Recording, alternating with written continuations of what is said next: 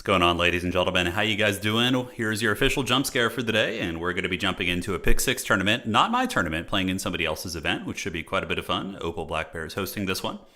And, yes, so our factions for the day. I don't actually remember what I entered, but he's about to paste them, so I know we have some off-meta stuff today, like some Vampire Counts, some High Elves. No Bretonia today. The maps, I didn't really feel any Bretonia on the particular maps that were in play, So yeah, it's going to be good. It's going to be fun, and let us see what is cooking. All right, all right. How you guys doing? Yes, good evening. Welcome, welcome. Yeah, I think we have Dwarves mixed in. No, Kislev, High Elves, Vampire Counts are in the run, so definitely some off-meta choices for myself. Vampire Counts have been one that I've been kind of trying to want to get into. You know, now that they're pretty fair and balanced, I think they actually have like legit a 50% win rate, like right on the dot, which is pretty fun to see. How do Vampire Counts do against a lot of the meta? I feel like they do struggle against Khorne. Khorne is a tricky one to fight. You really need to probably know the nuances of the faction to fight against Khorne. Yeah. But against the other Chaos factions, I think they can do fine. Tzeentch might be a little bit tricky, but I think you can beat Tzeentch. Go with the Von Karstein Lord, Storm of the Night with Tempest and Flock of Doom. Pretty good stuff, man. It's pretty good stuff. All right, so let's see what's cooking here. And round one is posted, and he should post the factions here in a second. So let's see who we're playing here. A lot of great players playing tonight, and it looks like we have Alexander in the first match. So let's go ahead and join his lobby. All right, all right. I legit don't remember what I posted though, so hopefully we'll actually post the business there. All right, let's see. Can you post our factions? I forgot what I picked. I just asked him, I'm like, can you post our factions? I totally blanked. I think this map, okay, he's playing the Empire, which makes sense. I can't remember if we picked Dwarves on this or somebody else who can play the low ground objective a little bit better. So we're taking it back to the old school. We're on the Black Arc. So Empire's God tier on Black Arc. They're very good. Incredibly good mobility. With the pistoliers and grenade launchers to contest the low ground point. So hopefully my faction is good here. I did have Dwarves originally, but I changed it the last second. Dwarves would have been a pretty solid win there for us. So we have Vampire Counts. Oh, no. That's such a bad matchup. No. All right, guys. We have the Vampire Counts. This is like, if he knows what he's doing, this is like an auto lose. When I used to play Empire vs. Vampire Counts, even on this map, this is actually where I was able to beat Void Laws a couple times, was on this map, and he's a way better player than me. It's a pretty cursed matchup, so we're going to try and win it. We're going to see what we can do here, guys, and have some fun. This is a really wretched one, though. This one is not good. Yeah, no, this is bad. This is like an 80-20 matchup if he knows the build. Okay, so how do we want to go about this, guys? Yeah, we need to be extra sneaky. Extra sneaky. Obviously, opening with zombies is good. Okay, so we got our blocker. And it's time to suffer. Oh, man. Well, hey, at least we can go 3-1 after this. At least there's a chance for that. All right. Hey, welcome, welcome. So, against Empire, man. Oh, God. The elite infantry are just a trap because the grenades and just all the value they get against you it's such pain. Okay. Do a little bit of this. Get you guys in the mix there. Looking fine. Looking fine. All right. So, that's a lot of units. I think that's the direction. You get to see a barge on stream. I actually played a Thunder Barge. Do I have Dwarves today at all? I have Vampire Counts, Chaos Dwarves, Empire, High Elves, Kislev, Warriors of Chaos. So I have two pretty off-meta factions today for myself. I don't really play Vampire Counts or High Elves, so we mix those guys into my tournament repertoire. The Musion banner. Oh yeah, we can do Musion skeletons. Let's do it. Yeah, we're gonna go Musion here, boys. It's gonna be fun. Okay, and aside from this, calling in mobility. Oof. This is very scary, guys. Turin going Vampire Counts embarrassing Hellman von Haggard. You guys think it's going to be Hellman von Haggard? You're probably right. It certainly could be. So you don't want to bring a really static Lord. I think we will bring this guy. This looks fine to me. So let's get you here. Cut this. Get that. I always wonder about the interactions of like Gaze and Nagash and stuff. Yeah, there's a lot of like funny business you can do with that. Okay, let's cut this, and that looks fine. All right, so that is a lot of dudes for the dude god. But we're going to get harassed like hell, man. We're going to get harassed and poked. Herman von Haggard? Why is it Herman now? His name is Hellman. Herman von Haggard? Okay, I respect that. Yeah, is it going to be Toddy? Is it going to be a Toddy type character? You know, is that going to be the game plan? I mean, Vlad the Chad would not be terrible here per se, but yeah, we gotta consider Vlad the Chad. Manfred von Baldstein also not bad. I mean, you can Buna spam on some of the yeah, Manfred von Baldi is probably good. Gotta watch out for getting him sniped though. He can for sure be in some danger. Okay.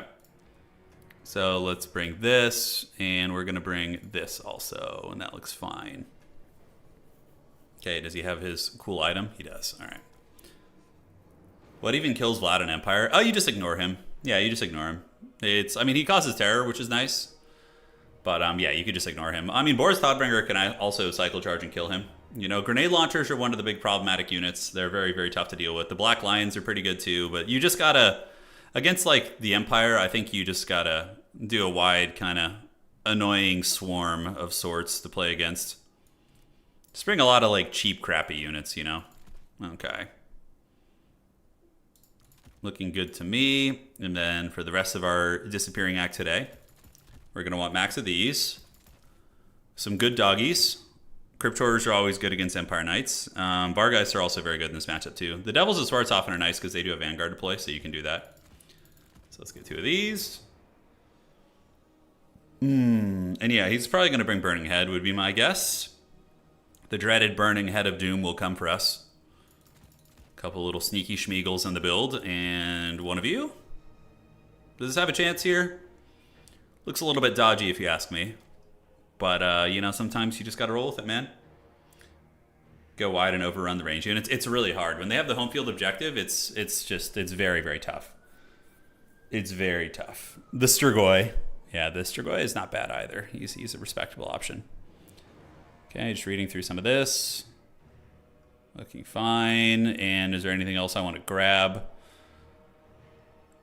I almost went with Hellman von Haggard. You can actually play, the closest would be a Master Necromancer. That would be like, if we wanted to really, really lean to the flavor of that, it would be that. Go Vampire Counts. So guys, this is going to be hard. This is a cursed matchup, if he knows what he's doing. I don't know if he's an Empire main, so maybe he doesn't know the tech. Cairn Wraiths, are they any good here? Probably not. Do we want any sort of mobility, like heavy cav? The Empire just tends to trade so well in that situation. Graveguard can be disruptive to get rid of, for sure. They can really, really grind on a point well. Considering a Graveguard Halberd, actually. Maybe not going to be terrible. All right, so let's get you guys. Looks good. One of these. And, yeah. I think we're about ready to party. I think we are about ready to go. Okay, so uno, dos. You have any Raised Deads? Raised Deads are also good, but man, Buna is so magic intensive. Using Buna just like drains all your magic. But I feel like it's stupid to not have a Raised Dead in the back pocket. Yeah. Is this where we bring the Black Coach back to its former glory? Is this where it rises? Maybe so. Maybe so. Okay, so the killing power there is going to be pretty weak. It's 1150, feels bad. Such an awkward amount of money.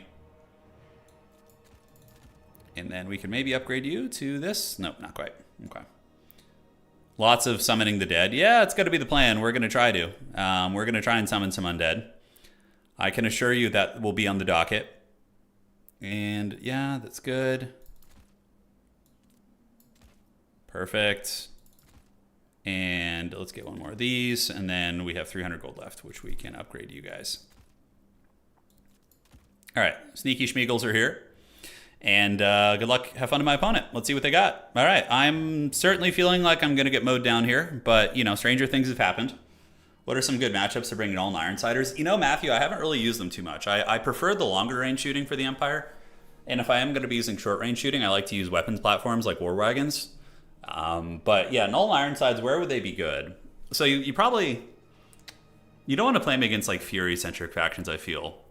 So probably not going to be good in most of the Chaos matchups. They just get tied down too easily. And Null and Ironsiders. Yeah, I really don't know, man. I really don't know.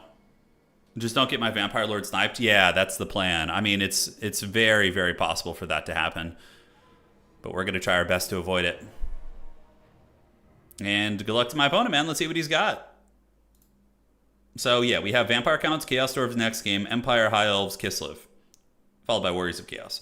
So our semifinals, if we do make it, is going to be Kislev, and our grand finals would be Warriors of Chaos, which looks like a handful of people have picked Warriors of Chaos in the grand finals and whatnot, which is fun. So taking it back to the real old school, we're actually using a ladder map, which is the Black Ark. So this is some sneakiness. No Tomb Kings. Tomb Kings, he banned Tomb Kings in today's tournament, so I don't know if they're top 3, but they definitely are top 3 category. Tomb Kings are, I would say, an S tier faction. I think in the hands of like people who play them frequently, Tomb Kings are S tier. Tomb Kings, Beastmen, and obviously Slaanesh if you're not restricting. It depends if you're restricting units. Stick to the bushes. Yeah, aim for the bushes. It's like that. What was that movie? The with Mark Wahlberg and it has The Rock and Samuel L. Jackson as like cops, and they're like aim for the bushes. Yeah, it's pretty good. All right, so let's do a little bit of this, and we are going to grab you. I just have like the cheap, crappy corpse cards, just the 300 gold ones. I know like everything I know and love here is gonna get sniped, so I'm just kind of like, yeah, I'm just like, you know, let's just rock it here and see what happens. Okay, so there's that.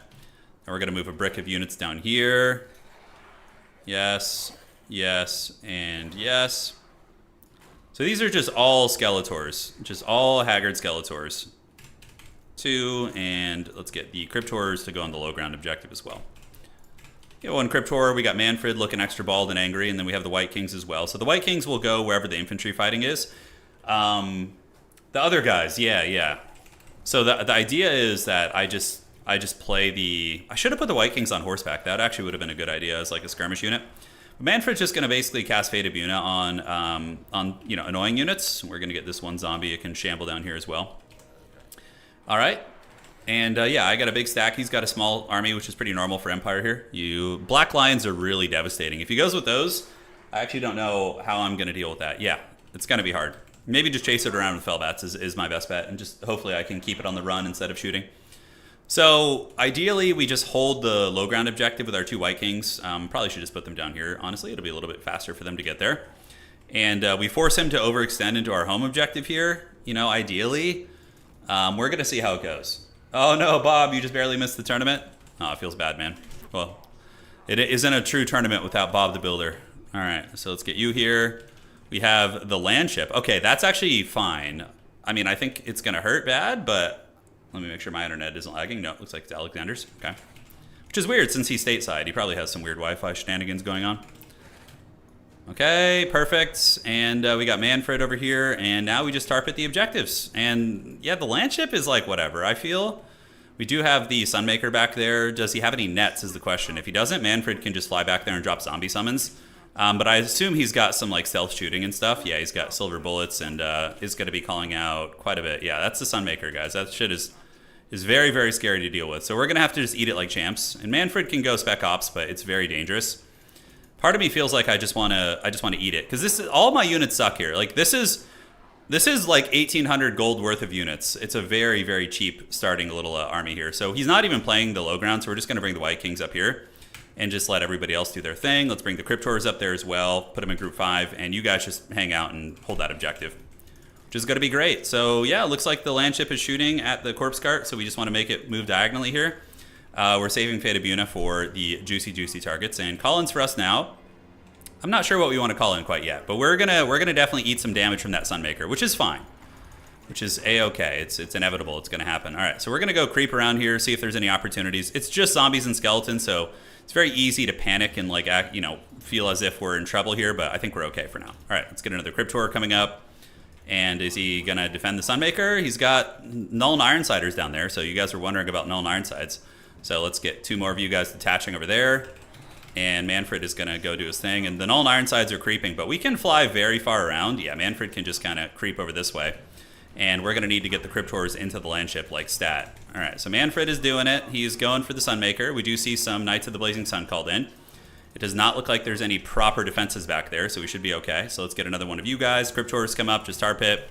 And you guys go after the Cryptors here. All right, so for now, let's go to Zombie Summon. And if we can shut down the Sunmaker, that's going to be like just an S tier play. It'll be very, very good. The 2 White Kings are arriving. And I don't know what kind of defenses he has. Manfred is going to have to dodge and juke. And then from here, we'll do a zombie summon on top of this. And then I'm thinking actually a Fate of Una too. So we'll do a zombie summon. And looks good. And there it goes. Zombie summon is active. And then we're going to hit it there. And now we're going to piece the hell out. Yeah, that's going to be the play. So if we can shut that thing down, then that's going to be very, very good. So we do get that. We get the Bune off. I don't know if the Bune is like 100% worth it, but yeah, we'll see how it works out. All right, so Cryptors need to get back. Let's get the White Kings moving over here. And Manfred was able to do his evil cackling mission, and he can also invo himself and hug the edge of the map here.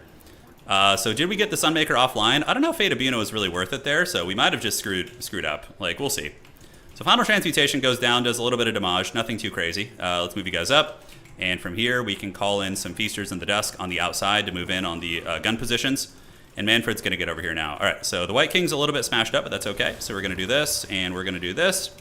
Let's get all you guys moving into fight, and you guys can move up and fight as well. Go here, go here. And Manfred was able to escape. Sadly, wow, that Buna didn't do shit to the Sunmaker. We might have just lost the game off that play. That was very Bronzodia. All right, so let's get the Dire Pack to come in, or Fellbats. We'll send some Fellbats down there to go chase it and pull one Fellbat over this way too. All right, so let's do this, and then we can drop a zombie summon on top of that, Null and Ironsider, and we can get some of the Cryptors to come over here as well. All right, so the zombie summon's going to be going down, and perfect, so we'll get you guys to jump here, and you guys to jump here. Outstanding, and then the Cryptors can keep surging into the secondary while Manfred lands on their head. Let's call in some dogs as well, and hopefully the grind starts to go in our favor here. We're going to see.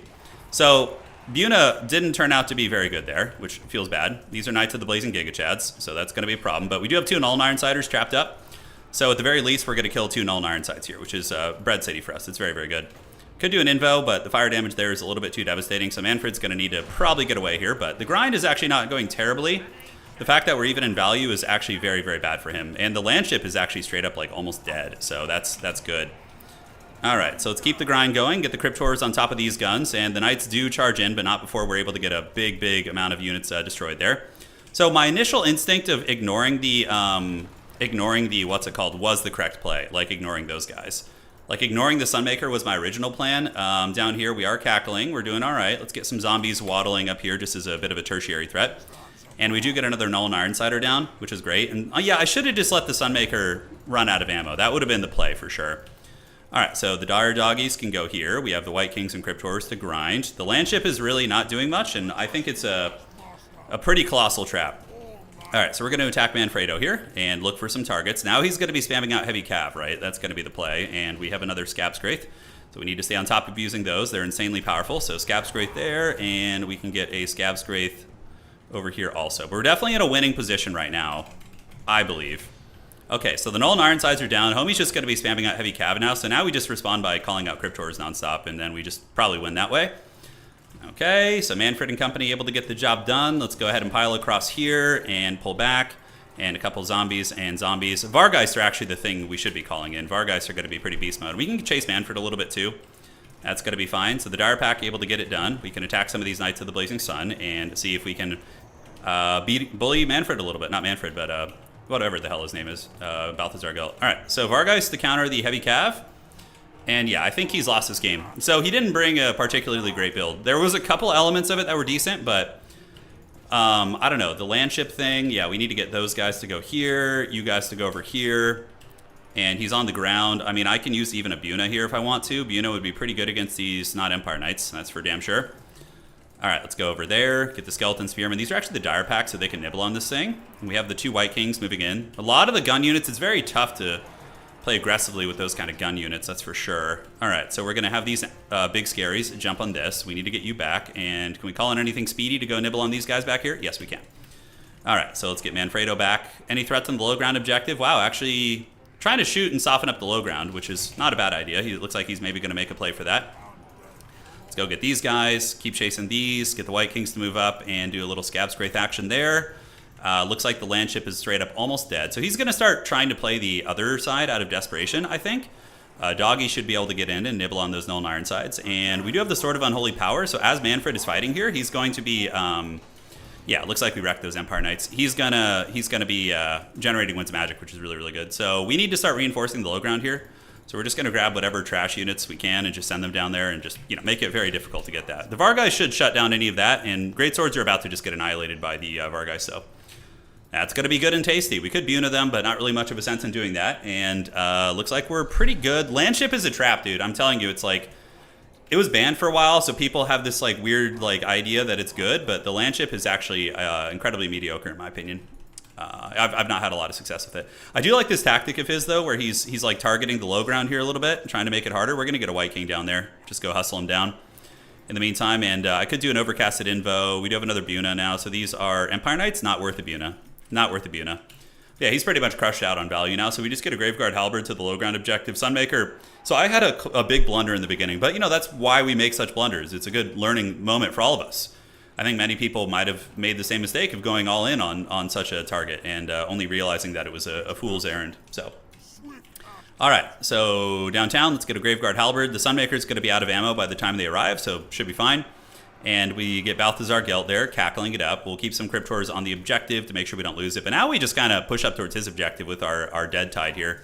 Let's get the White King going. Manfredo, extra bald, extra furious. His Winds of Magic situation freaking rules. He's so good at it. And I think we can call in a couple zombies just to tar pit our back objective here. So 1 and 2. And they're going to waddle up and just reinforce this. Just for capture weight. You know, it's not insignificant. All right, so what's this? No grenade launchers, Null and Ironsides. I don't like them in this matchup. The Vampire counts are a little bit too good at diving, short-range shooting.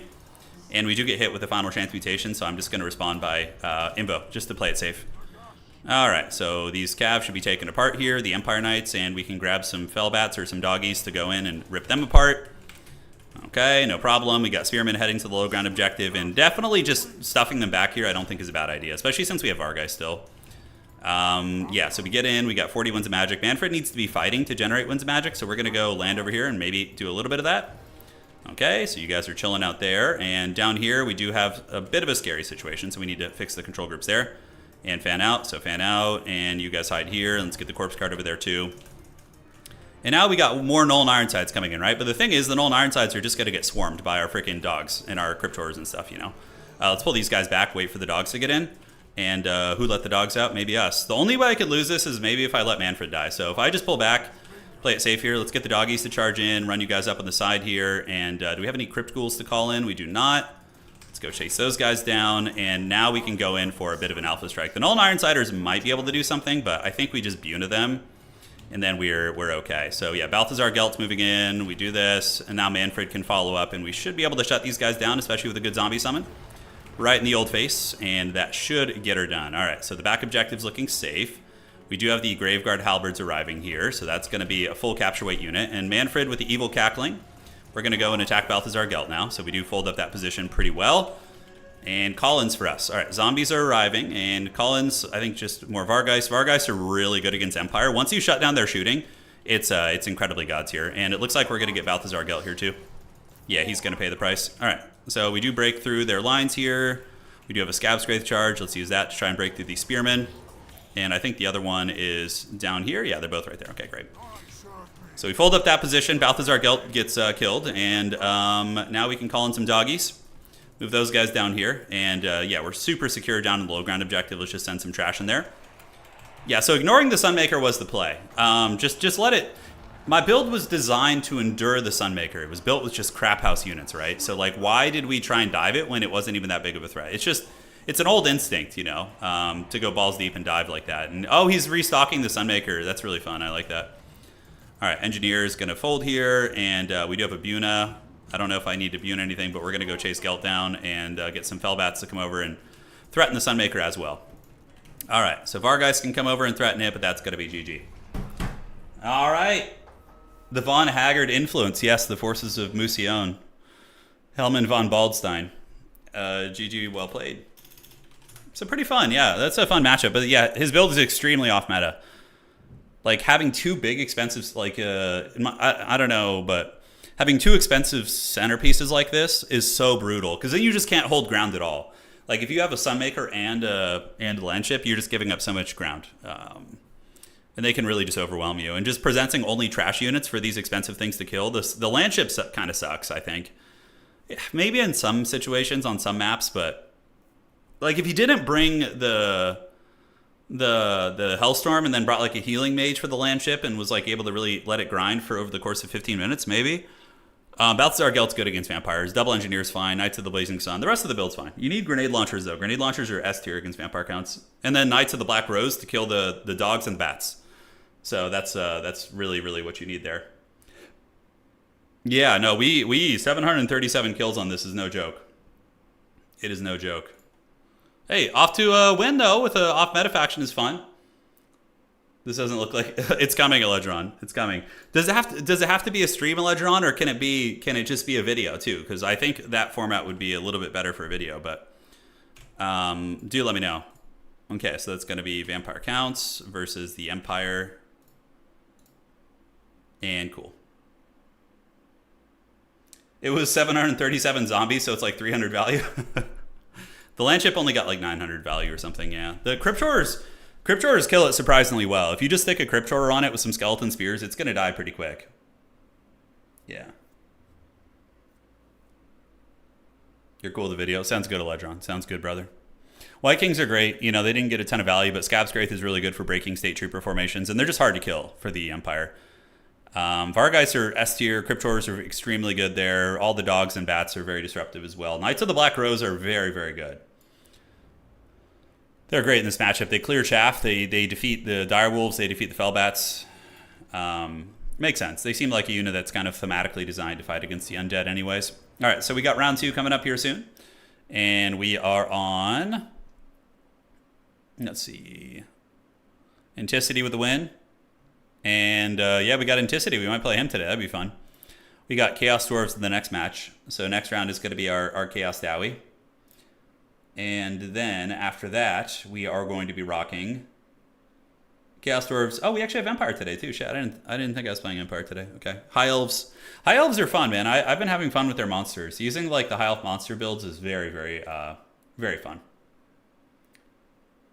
If Blood Knights receive Grail Knight treatment, you know, honestly, Blood Knights are not a bad unit as is. Like, I don't think there would be any downside to changing them to be more elite. But Blood Knights are honestly a fine unit. They see Fringe playing competitive. I have seen Blood Knights do well in a number of games. They do have the 20% missile res. They have passive regeneration when they're in combat. You know, really, really jack stat line when their frenzy's active. Like, these guys are not a joke. Blood Knights are pretty cool. I think, like, if they made Blood Knights cause terror, that'd be a really fun, like, niche to make them, like, this just terrifying vampiric cav unit. That would actually be a really cool buff. Like, make them cause terror and yeah, do the thing. I was watching Outer Region earlier, making Gorich work for his Kislev. Yeah, he's very good. I mean, Outer Region's a top tier player, so he's going to be able to make weird things work that are unorthodox, right? Full Archer armies, yeah. Yeah, it definitely is a unique skill set that players like Anticity have. Like, being able to manage these checkerboard kind of archer/gun formations. It's not it's not super easy to play. You know, it takes a lot of positioning knowledge. Your micro with like crossfire has to be very good. And you also have to be like willing to take a punch, you know? That's like the scary thing about it. Blood Knights could use a cost reduction, I think. I think Blood Knights could cost like 1,600, 1,500 in that ballpark. Maybe 1,550. 1,700 is like, when I look at a Blood Knight, I'm like, why does the Blood Knight on the Vampire Count roster, so where is it? Yeah. Why does the Blood Knight cost 1,700, right? When you look at like a Demogryph Knight with Halberds on the Empire, which is a very good unit also, it costs 1,450, right? And I've always felt they're in a similar class. Now, the only differences between the Demi, well, there's a bunch of differences, but the main strategic difference between the Demi and the Blood Knight is that Blood Knights are better against non-big targets. Like, if you take a Blood Knight and charge it into like an infantry unit, it'll steamroll them as well.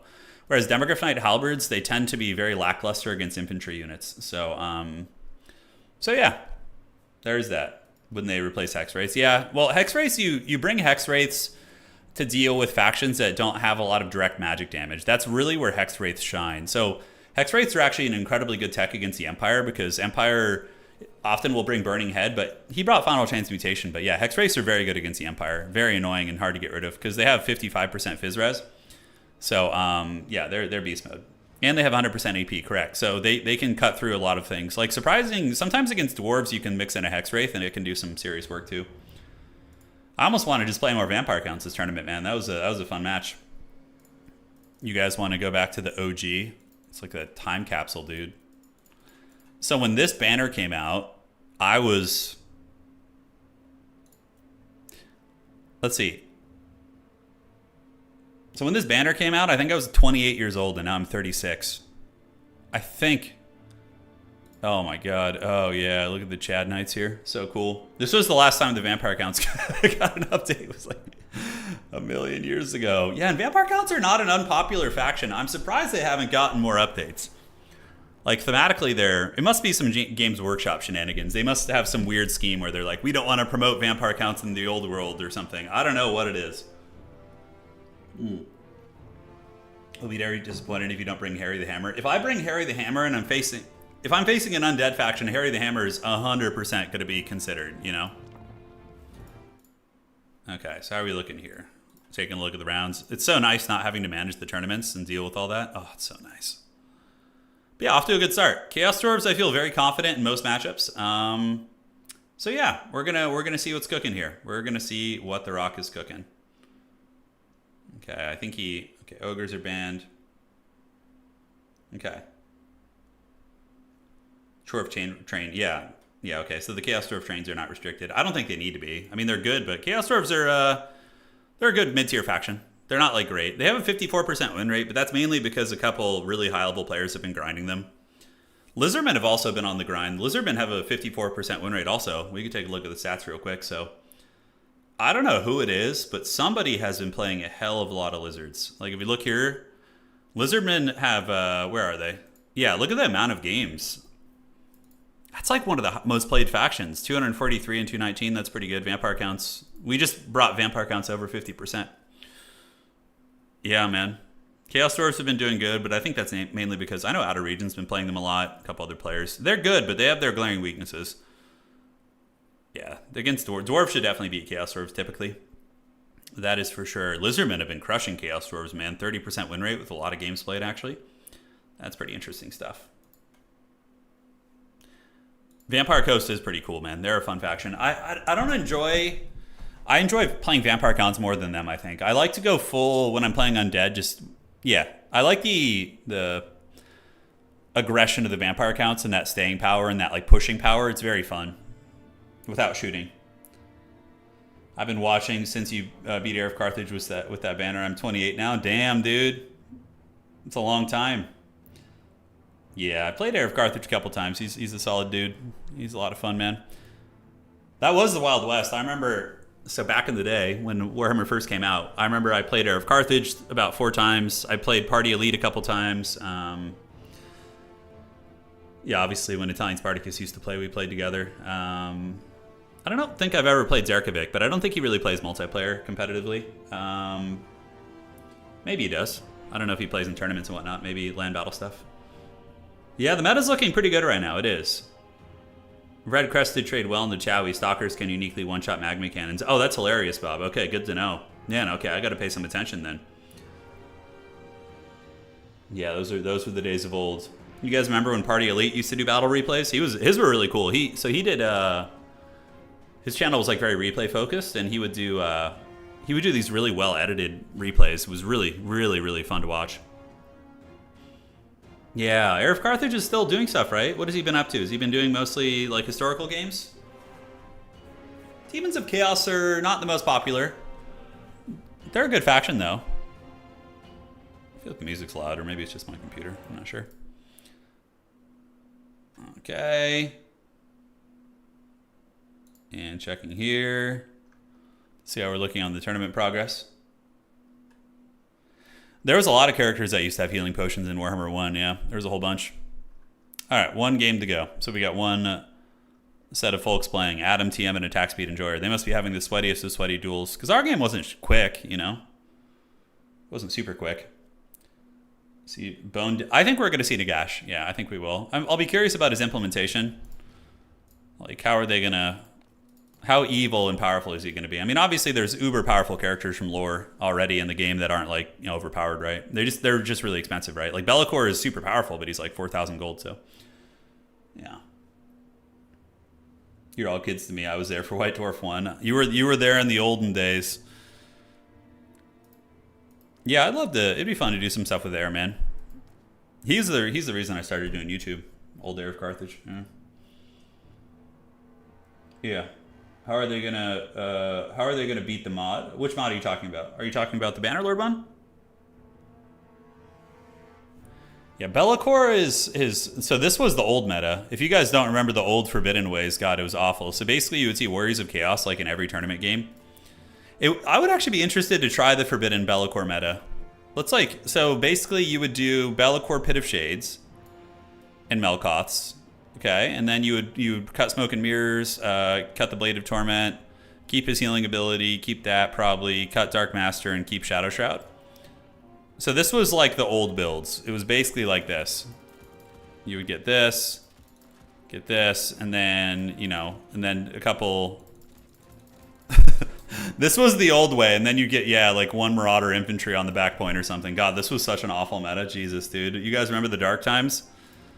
Oh, God, the game was in such a bad spot back then. I remember the real dreaded meta. Box of Cairn Ray stacked with Cryptors into no limit healing. Yeah, and then back then, the Wraiths had like a 90% ward save against physical. Yeah. Yeah, Gotrek is a raid boss in lore. He is. Yeah, he's pretty beastly. 100%. What are your guys' top 3 favorite factions? For me, oh man, I don't know. I really like Empire. Obviously, Empire, Chaos Dwarves, Nurgle would be like flavor-wise my favorite, maybe. Yeah, this was the evil meta from the days of old. All right, so next map we're going to be on Crystal Lake, which is a very meta tournament map. We run into that one quite a bit. Oh God, not the comeback mechanic. That was so awful. Oh, the comeback mechanic was terrible. I'm so glad we got rid of that.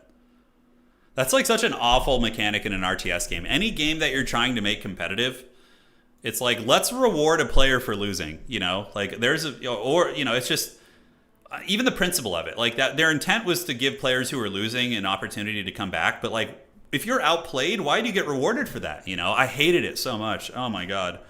But it ended up being even worse than that because people found a way to abuse it. So since the comeback mechanic gave you extra resources, people would let you triple cap them.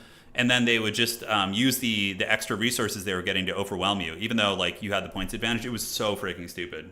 Yeah, it was really dumb. So people just wouldn't be capturing the objectives, and it was bad. It was real bad. The Greasus Lightning. Yeah, Grease Lightning was very brief. It was a very brief time. He was not around for too long.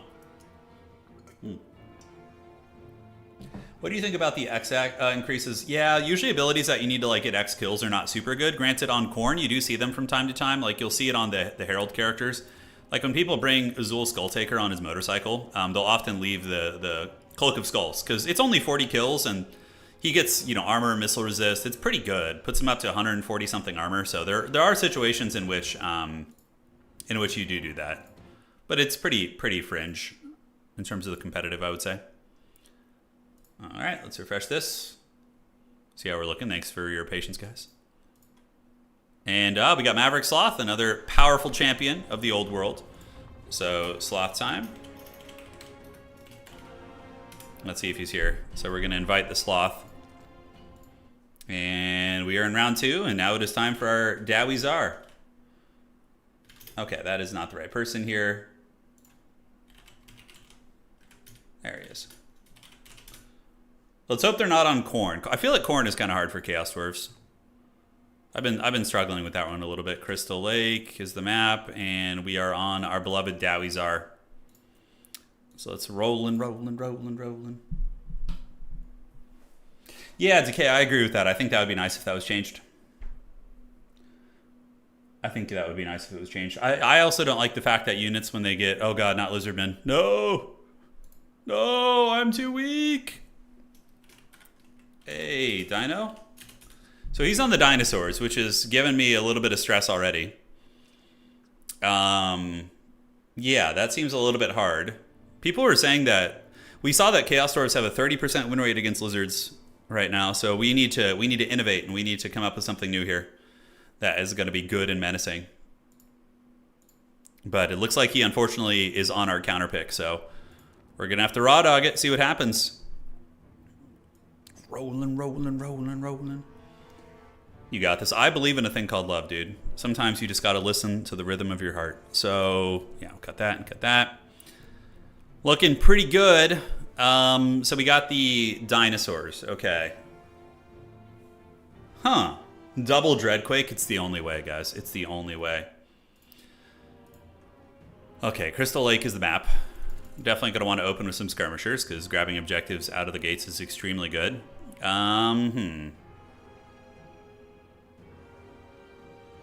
What's he going to bring? Croxagores and shit? You know? What's it going to be? Let the lava flow.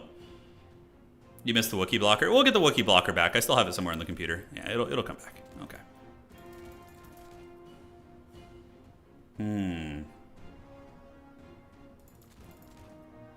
Let's see what it's gonna be, huh? Then we can mix in a couple of you guys. That looks fine. I'm thinking of trying like a different playstyle. You know, like something a little bit different here and seeing what the rock is cooking. It's definitely tough to get rid of all those or get through all those damn gremlins. Did we go for the Overseer play, guys? Do we bring the Overseer? The Dread Saurian is a nightmare for sure. It's you don't have a ton of great ways of killing it. I almost wonder if you should just ignore it, but I almost do wonder. Okay, so the shield and those guys. Let me look at the stat lines of these guys. 32 and 34. So what's the difference there? You just get that. All right. Cool beans. Let's throw you in there. All right. That looks like a fun little army there. Yeah, the Deathstreaker doesn't kill the doesn't kill it as quickly as you would think is the only problem. The damn beast is able to hold on. Buna is also not a terrible idea. Doing like a sorcerer character with Buna. That is not bad. Full rush Chowie, I don't know about that. That's dodgy. That is a bit of a sketchy one there. Okay. So that looks fine. And then from here, what do we want to get? Let's try these guys out. What about Kadai in this matchup? No, I don't think so. I think that the Bulls are just better. The Kadai will be okay against a number of things, but yeah, the Bulls, if you're going to go any sort of a monster, it's probably just the Bulls on parade. Okay. Let's bring out one of you guys and one of you. Great. The music's getting hyped, guys. It's getting going. Welcome, welcome. We're experimenting a little bit. So this is a very cursed matchup. Apparently, lizards are very favored in it, so doesn't mean we can't win, though. We won our last one against Empire, so anything can happen. Is it time for the Kadai Destroyer, guys? Is that the sauce that we bring out? The Kadai of Doom? Yes, bring out the Kadai Destroyer. How much is that? 7,000? Yeah, it's the same. Okay. So we do that, it gives you this and this. It's actually pretty decent, I think. So I think we find a way to afford this. Yeah. I dig it. I think it's pretty cool. That's going to be that. Let's not do that. It's not terribly synergistic with our build here. Could grind some of these guys out. Yes. And then we can bring out one more of these. Those are 1450. Do we want to try that unit? Okay, guys. Last minute big scheming is on us. We got the last minute schemes being put into play here. Oh, God. I hate when you have that awkward amount of money left. It's just pure pain. Okay, and then yes. Let's see if this style works. I'm actually genuinely curious to see how this will do. I could just get massacred, but you gotta innovate in hard matchups, or else you're just gonna run right into what they're expecting, and they're just gonna be there waiting for the meta. Now, my old way to play this matchup was like Magma Cannon, you know, Magma Cannon, Fire Glaive, you know, Chaos Dwarf, Chaff Infantry frontline. We're trying something I would say very different here. Yeah. Fire Glaives are good. I think having one here.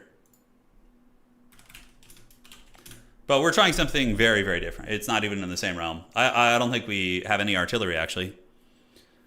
It's just going to be some scary melee Chaos Dwarves with the Bull Centaurs and all that goodness here. All right. So thank you guys for joining. Let's see if we can rip a W off this matchup.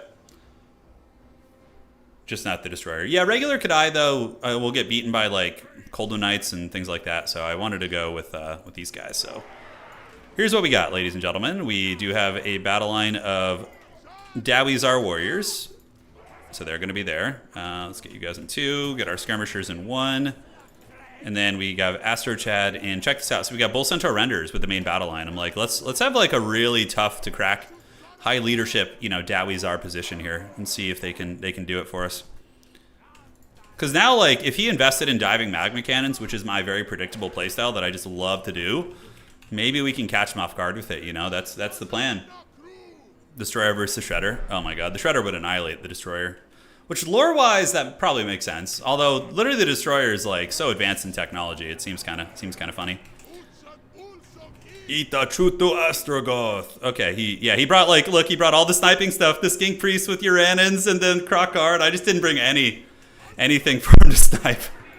See, that's why I didn't want to go to Magma Cannon. It's just so predictable, you know. Everybody and their dog is like, he's bringing a Magma Cannon, you know. So yeah, that ends up being pretty good there. So we're gonna grab this objective. And then we're just going to waddle over here. We can call it a Vanguard point if we want to, but I'm pretty sure the Hobgoblins will just straight up lose that fight. So he went with like all the traditional sniping tech, you know, all the goodies. Okay. So points are on the board. Yeah, the Destroyer is really bad, unfortunately. It is. Yeah. So we're going to see if we can grab this point real quick here. It's got to be nice and good like. And the rest of the Chorfs are going to waddle up here, and let's get you in control group 7. Move there. And now we're going to start getting poked, and we're probably not going to be able to get this objective. Maybe we do. Nice. So we end up getting it. That's actually a really nice gimme there. So we're going to waddle out this way now and just prepare to engage in the main battle lines. I don't have a whole lot to skirmish with that Salamander, unfortunately. It's got red-crested skinks coming up, which is pretty cool. And we're going to go ahead and get another Bull Centaur with the shield to come up. And you guys are just going to sit on the outside and just poke, basically. Yeah. But we are getting bombarded. Astro Chad can maybe chase that thing, but overall, we're just going to have to eat it like champs. All right. So let's get you. Let's get you guys into this, and we keep the Bull Centaurs back a little bit and just wait to see what we're going to do. All right, so Astro Chad is going to go help out here. We're going to move you guys up like so. I don't have, like I said, too many great ways of dealing with that. We're just going to poke on the outside, and Astro Chad can just chase that thing, actually. That's probably going to be my best bet. So let's form up. Definitely wishing I had a Fata Buna right now, but we need to get you guys back and get the Bull Centaurs to push. So we're going to retreat a little bit for now, get Astro Chad diving deep into enemy lines. You guys keep poking here. Let's call in a Wolf Rider, get him moving, and now you guys can creep on up. All right, so this objective is going to flip for sure, and Astro Chad can fight against Krokar. Let's get you to do this. Let's get the Bull Centaurs into this fight here and just push back all those Haggard dinosaurs. That is going to be the play. All right, so now we can do like a bit of a full court press. We're doing fine here. We can do a Flamestorm, and it looks like there's going to be an ambush from the trees of some Saurus Warriors, so we're going to go send some of those boys to deal with that. And we do get the Flamestorm off. Let's keep pushing up. Chaos Dwarves a little bit overwhelmed in some areas, but now we can kind of try and find a way to weave through here. All right, so let's get some of the Hobgoblins moving in, and we do manage to break through those lines, but a lot of friendly fire damage. So let's get on those. Do we want to keep moving in? I don't think so. Any openings here? We do break through the front lines there, so let's just keep grinding and get Krokar to keep pushing. Looking good. And where do we go from here? Let's go jump on the Ancient Salamander. All right, so yeah, so far so good. It's not going super great for these anti-large Bull Centaurs. So we need to pull these shielded ones back and have them help out with this fight. That's going to be very important. And let's get you guys to come over here. All right. So I think I just straight up forgot one of those units. And you come over here to fight, and cool. So we will see what we can get done. All right, Hobgoblins. Let's run them away here. Keep doing this. Astro Chad is going to keep screening these guys out. We need to force them back. Get that like full court press coming. Let's do this, and let's do this now. All right, so our skirmishers do get caught a little bit, but that's okay. Astro Chad is going to keep pressing these guys, and in the meantime, the Hobgoblins do kind of get caught, which feels bad, but, you know, it is what it is. And do we have a range for a Flamestorm right now? We do not, so we'll pull these guys back a little bit, see if we can avoid this. Let's keep these Chaos Dwarf Warriors diving deep, and Astro Chad is going to kind of keep trying to find opportunities over here, but we should win this fight here. We should. We have, I think, 3 Bull Centaurs over there, which is a little bit overkill, but, you know, it is what it is. All right, so let's do this. We have our dudes coming up, dudes for the dude throne. So you go here, and Astro Chad is going to continue battling Krokar for now. He's very, very tough to kill, so I think we'll be okay. But we are winning against the Saurus here. We're going to get the Koldo Knights to attack there, and a couple more laborers are going to be on their way in. So let's get you guys out and just let the shielded variant continue fighting. All right, Astro Chad needs to get ready for a Flamestorm, and we attack here. All right, so Flamestorm time, is it? Yes, I think so. At the very least, that'll probably force him to scatter out, and let's call you guys in, get you guys up. and have you guys go dive in there. You guys go dive in here, and looking good. So you guys are on the back. And we do get that Flamestorm. So we're going to see if we can get Astro Chad with those little Dowizar robot legs to move away here. All right. So we are overwhelming some of the defenses here, and it looks like we are winning on this objective. And now we have gotten away with Astro Chad, right? We've managed to push most of his shooting back, which is excellent. Do we have any units rallying here? We do. So these guys can creep around the side and go jump on the Umbral Tide. I don't think you'll see that coming. And we're going to retreat back here. So they've almost broken off this objective. These guys are confident. Let's get them back here. And let's get them back here. So let's do this. Put you guys in group 4 and pull back our anti-large squad right now and move them over to the middle. You guys go down that way. And now we're going to start reinforcing some of the outside points once we have the money to do so. Because right now we kind of don't. But we do manage to get a flank on those sallies, which is great. So he just notices at the last second, which is outstanding. And you guys are going to hang out right here and shoot here. And then let's get the anti-large boys to go crush those. All right. So everything's looking okay on this objective, I suppose. Gonna need a little bit of magic here to help out. And do we manage to get those salamanders offline? We do not, so that feels bad. All right, let's call it a pain train. Get you over the top. And wow, the anti-large bull centaur is really putting a number on those guys. That's great. Unfortunately, we're gonna lose this objective, so our stuffing strategy is gonna, lose a little bit of momentum here. We are up on points, but it's a little dodgy here. All right, let's get these guys to keep moving in here. Let's get the anti-large bull centaurs back. You into the woods. Astro Chad can keep fighting here, and we can use another flamestorm to try and cook some of these guys. But yeah, the bull centaurs are taking a lot of damage, and I'm certainly feeling the sweat here. I'm feeling it. I'm feeling the burn. All right, so back you go, and we do have the hobgoblin laborers. Astro Chad gets a nice little flamestorm right there, but now we're going to kind of hunker down and start to play the middle a little bit. Let's come around the outside and do this. Keep chasing here and get these wolf riders to hunt you guys down. If we can catch those sallies, that's going to be very good, That's going to be incredibly strong for us. All right, so the pain train, for some reason, I guess I didn't give it an order. I'm not sure. Let's call some hobgoblins up here, see what they can do. Bull centaurs are still going, and we have not been able to close the distance there, which is really brutal. So I guess Astro Chad's going to have to go hunt them. That is going to be the option we have. We do have some spheres coming to the outside, and some of you guys, let's just run down these chameleon skanks real quick. We got the shielded bull centaurs, but what good are they going to be? Astro Chad moving over towards the Umbral Tide. We're definitely going to have to win on points. It's not going to be great otherwise. So the pain train is coming, and we probably want to do some sneakiness in the woods here. Just a little bit of sneaky. All right, so we're going to move up this way. We do have some anti-large bull centaurs back. And let's get you guys out there to go fight the Saurus warriors. Unfortunately, we do dive into quite a bit of shooting. I'm hoping his build will peter out a little bit once he runs out of ammo. And we do see these guys overextending into my territory, so that's actually very good for us. So we're going to see if we can head them off right now. All right, so bull centaurs are retreating. Let's get you guys back. Let's call the Iron Demon over here. Retreat, form ranks up here. He's got a lot of capture presence coming in, and we do manage to catch a couple of these units, which is great. So let's just keep scurrying around and being annoying. Consolidate on this objective here. Bull centaurs can fight, and you guys can go fight in melee there too. The train does get shot. Hopefully he doesn't have a ton of tools left to deal with it. And can we beat those guys? I don't know if we can. Don't know if we can. You guys are going to be arriving there, and Astro Chad and company. Let's actually go see if we can flip this high ground objective here. But the Iron Demon is there. We do manage to defeat those guys. And how do we want to play this now? The Iron Demon is basically, there's too many cold ones here. I think we got to just run with it. And the bull centaurs can come this way. Let's come down that way. You guys move here. And now he hasn't flipped the middle objective yet. So if we can actually keep that from getting flipped, that's going to be just super gods here. So let's get over there and see if we can. All right, so Astro Chad and company are fighting here, and we are getting the cap weight, but he's still going strong, and we need to just keep running with this train and lure Krokar into the corner probably. It's going to be our best bet. It's ugly, but somebody's got to do it, and now we can call in some decent quality infantry, or fireglaves maybe would be good. All right, so we're going to get some fireglaves coming on up. Looking good. Let's get you guys back, and the skirmishers are still running, unfortunately, but the bull centaurs do find their prey. And yes, you guys go here. And he did get the middle. So now we're in a kind of a life or death situation here. Are these just feral cold ones? They are. Okay, so Astrogoth and company should be able to trade pretty well here. So let's get you guys over there, capture that objective.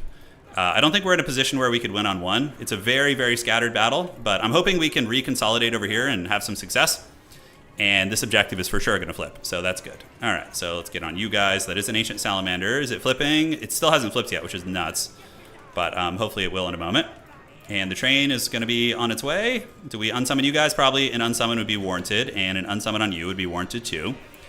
And we are going to flip that objective. Now, he does win on just one, so I need to do a little bit more than just that. Let's get these hobgoblins back. Fireglaves are going to come up and creep. I'm hoping that as he runs out of ammunition, we're going to be more and more cozy, basically, is going to be the plan. All right, and let's get you guys coming up. Infernal Ironsworn. Hopefully they'll do well. And now let's dive in on these guys and just crush them with our numbers. Just the numbers game at this point. Let's shoot the Fireglaves into you guys. Get the train behind the pillar. And yeah, we can chase a little bit if we want to. So we need to hold on to this objective here. We can't afford to lose this. If we lose this, we're going to be in the dregs a little bit. So we need to just value trade over here for a while. I feel like we're not as far behind as the value meter says. I could be horribly wrong about that, but I feel like it's not as bad as it looks. All right, so let's move the Fireglaves up and start shooting the Ancient Salamander. It looks like we do start to win on this objective. Let's shoot you guys. Yeah, and get some of the riders coming on in to intercept these. So they're going to start getting hit. Fireglaves are going to get a nice salvo, so then we can lure them off, and now we can charge the Cold One Riders. And Astro Chad able to hold on to the point? Just barely. All right, so Astro Chad's being a beast. He's doing some work. Fireglaves are getting some good firepower, and now that the shooting is hopefully going to be diminishing a little bit. Ooh, yeah, we just mowed those guys down. All right, switch on to you. And we do manage to get a good fight here, good fight here. And the big elites will be there soon. They'll be there shortly. All right, let's get some sneaky gets coming over the high ground. It's going to be 5 cap weight there. That'll help clear through some of the trash units. And yeah, his ammunition's low, you know. There is that element of things where he's low on ammo, and maybe I can grind this game back. Because the value meter, don't be fooled by it. It's pretty jank. All right, let's do this. Let's get the elites coming over here to anchor this objective down to make sure we don't lose it. Because it's all about the grind here, guys. All about the grind. All right, so the hobgoblins, have they made their way in yet? Not yet. Fire chads are still shooting. Let's take down the skink priest a little bit if we can. So we're just going to put some hurt on that bad boy. And that's going to be Hand of the Gods. That's going to hurt pretty bad. Oh, God, that hurt. That hurt real bad, like, guys. Real bad. And are my units going to arrive on this objective in time? I don't think so, but we're going to get a big old fire bombardment right there, which hopefully will do some work. And then you guys can just blasting charge here. I do get the big bombard, which is excellent. And we do actually kill a skink priest. I don't think we're going to be able to dodge that. We're going to try, though. So, yeah, we actually do dodge it. Nice. So let's finish off a skink priest if we can. And the mass terror route going down in the objective is outstanding. So let's come over here. We have you guys flanking as well. You're going to pull back. Astro Chad can go beat down the big bully monster here. And let's shoot this. And get the skirmishers ready to defend here. So he's coming for those Fireglaves. He wants it bad. He wants it bad. So we're going to retreat. Get you guys to come across and intercept this.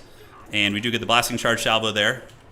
It's going to be a hard fight, though. It's going to be a very hard fight. All right, so Astro Chad is chasing. The pain train probably needs to consolidate back here and help the boys out. We do get the blasting charges there.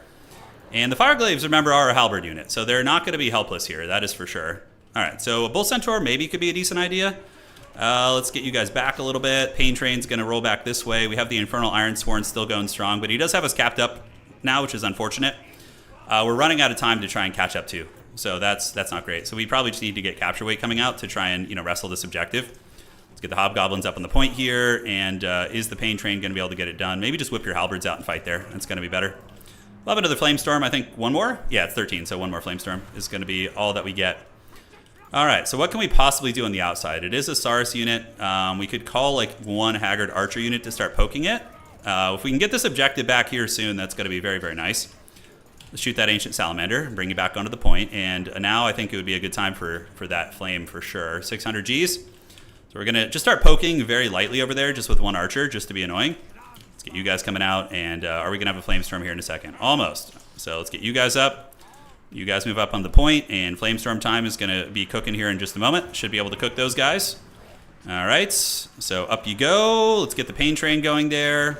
Have a little bit of poke going down over there, and we do start to flip the capture weight. It's very, very slow, though. And now he's got like a full health Saurus unit arriving on the point, man. I don't know how we deal with that. That's going to be just tough, tough business. All right, so the Fireglaves are caught up in melee. Hopefully those two Dwarves can do something here. We're going to get another Archer to start working on the other side and just hope that, our characters beat his characters. That's pretty much all we can do. So let's get you guys on. I'm pretty sure we've lost this game, though, but it was a very interesting style. I like the change up. He was very prepared for Magma Cannon spam, like very, very prepared. So we're going to poke the other side a little bit, but he's already got 1,200 points. Like every moment we're chatting with you guys, he's just getting further and further ahead.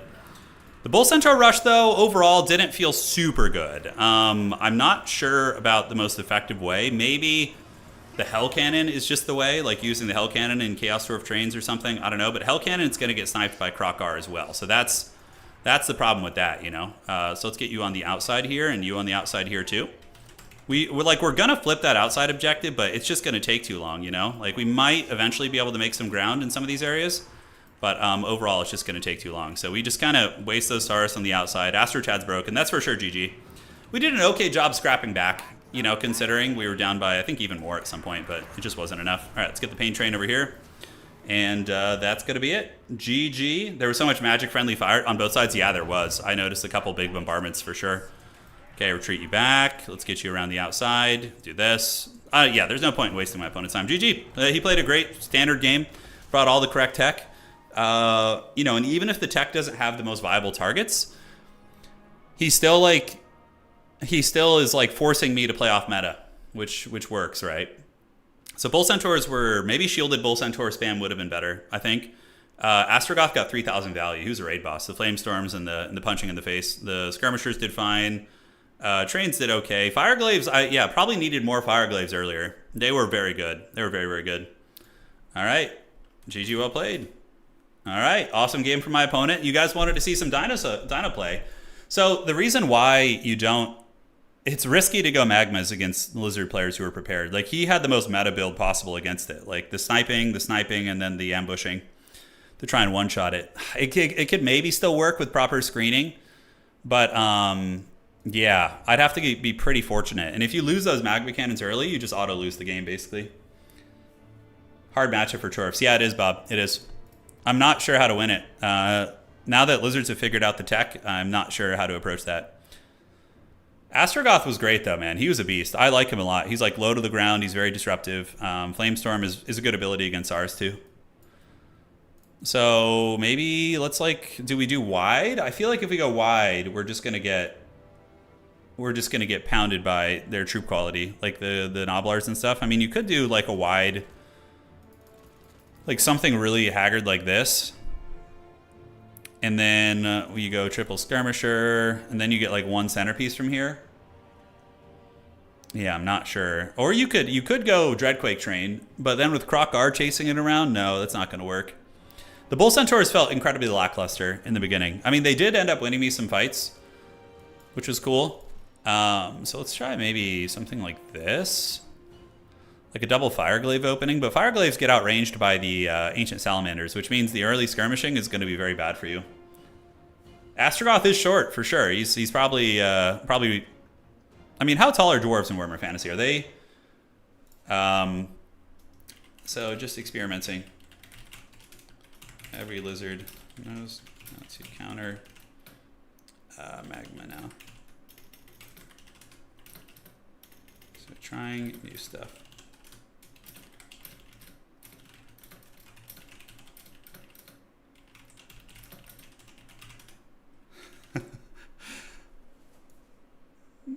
Yeah, it's funny. I'm explaining to him. He's like, was that a build against the Shredder? Would it have worked against the Shredder, though? Maybe. I don't even think that build would have been that great against the Shredder. Yeah, but that was very much an experiment.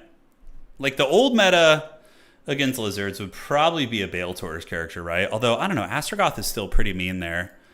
So old meta is something like this. So let's fine-tune this a little bit. So Astro Chad, we're going to keep Kindle Flame, cut everything else. It's definitely double magma cannon. That's always been very good. And then you just go with like 2 Torf Warriors, and the rest are going to be laborers just to eat ammunition and just be sacrificed.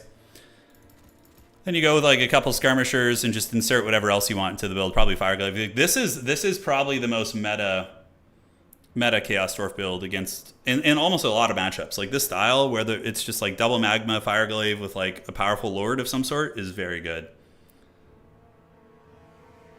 The dwarves are not 5'9". There's no way. Dwarves are canon not. No, they're not. They're not 5'10". Really? No way. Dwarves are that tall in the fantasy lore. Really? How tall are dwarfs in Warhammer Fantasy? Okay. So according to the Warhammer Fantasy Roleplay First Edition book, in Warhammer Fantasy, dwarves are typically around 4 feet 8 inches to 5 feet, is what it says. But broadly built, which makes them ideally suited to underground living, tunneling, and mining. So that's from the Warhammer Fantasy Roleplay book. Therefore, the tallest dwarf is around 5'2", according to this website. Dwarves are between 4 and 5 foot, but very broad. Okay, that you guys saying dwarves are like 6 feet tall? The Dowie 6'4" average? What is this shit, dude? You guys are out of control. All right.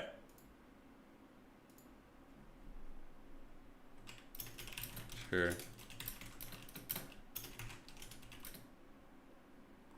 To surprise.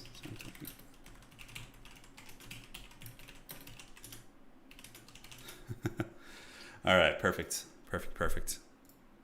So refreshing. And we have 2 games to go. So Alexander is going to get the bye round victory there. He should. Let me see here. Yes. So I got 1 bye round point coming in strong. And if we win our next 2 games, our chances of top 4 are pretty decent.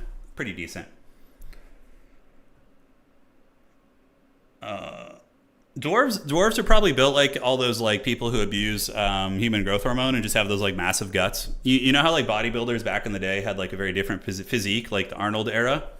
So let me show you guys like, okay. So hang on a sec. This is going to be...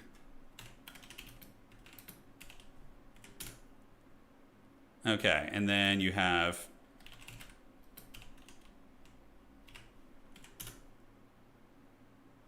Okay, where is this here?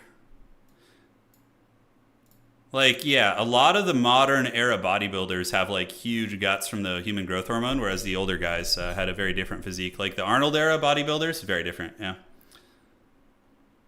Absolutely. Okay, let's refresh this. Are we ready for the next round? Outer region and attack speed enjoyer. Fighting in pools of sweat, I would imagine. Yes. Perfect. Okay, 2 matches to finish. Yeah, we had a good Chowie game. It didn't work, the build, but it was a fun experiment. I still think... It almost makes me think that if you're going to be playing Dwarfs against Lizards, you just go for the old meta. You just go double Magma Cannon and just hope you can dodge their shit. Like, there's also the idea that you could do... Ooh, this is actually a cool idea. Maybe that would work. So, okay, hear me out. You go with Zoltor. You go Zaytan the Black. Okay, and you bring him with his... You can even go with the Great Taurus, probably. Or Lamasu will shut down some spellcasting. Boundless Cruelty, Sadistic Snare, fine. Cut all these abilities. And then you get a Demonsmith Sorcerer. So the Demonsmith Sorcerer can heal War Machines, right? So you have him kind of sitting in the back casting Burning Heads and shit. So he's just going to get Burning Head to roast the Lizard troops. And yeah, you just take that with Reforge, although that's going to be an expensive kind of look. Yeah, so you'd have to cut the Fireglaive out of the gates, but this style might work, actually. Because then when they try and snipe your Magma Cannon, there's a chance that you're going to be able to heal it up. I think Turin values his 3 Scrim Cav. No, the Skirmish Cav were really good. They allowed me to hold the side objective. You have to remember that. The entire game, the 3 Skirmish Cav were holding the side objective for me. If I didn't have them, he would have just recaptured it. And if you guys are enjoying today's stream, do drop a like on the stream. It helps keep the old Warhammer engine alive. So thank you guys so much for that. Yeah, Buna is also good. Yeah, using Buna to one-shot the Salamanders would have been a very strong tech. That's something that Warriors of Chaos do against Lizards. It's a very good effect. They use a Death Sorcerer of some sort. So that could have been good. Man, these guys are still going. Our game was reasonably quick, I suppose. Perfect. So how many of you guys have been playing the new Civ game?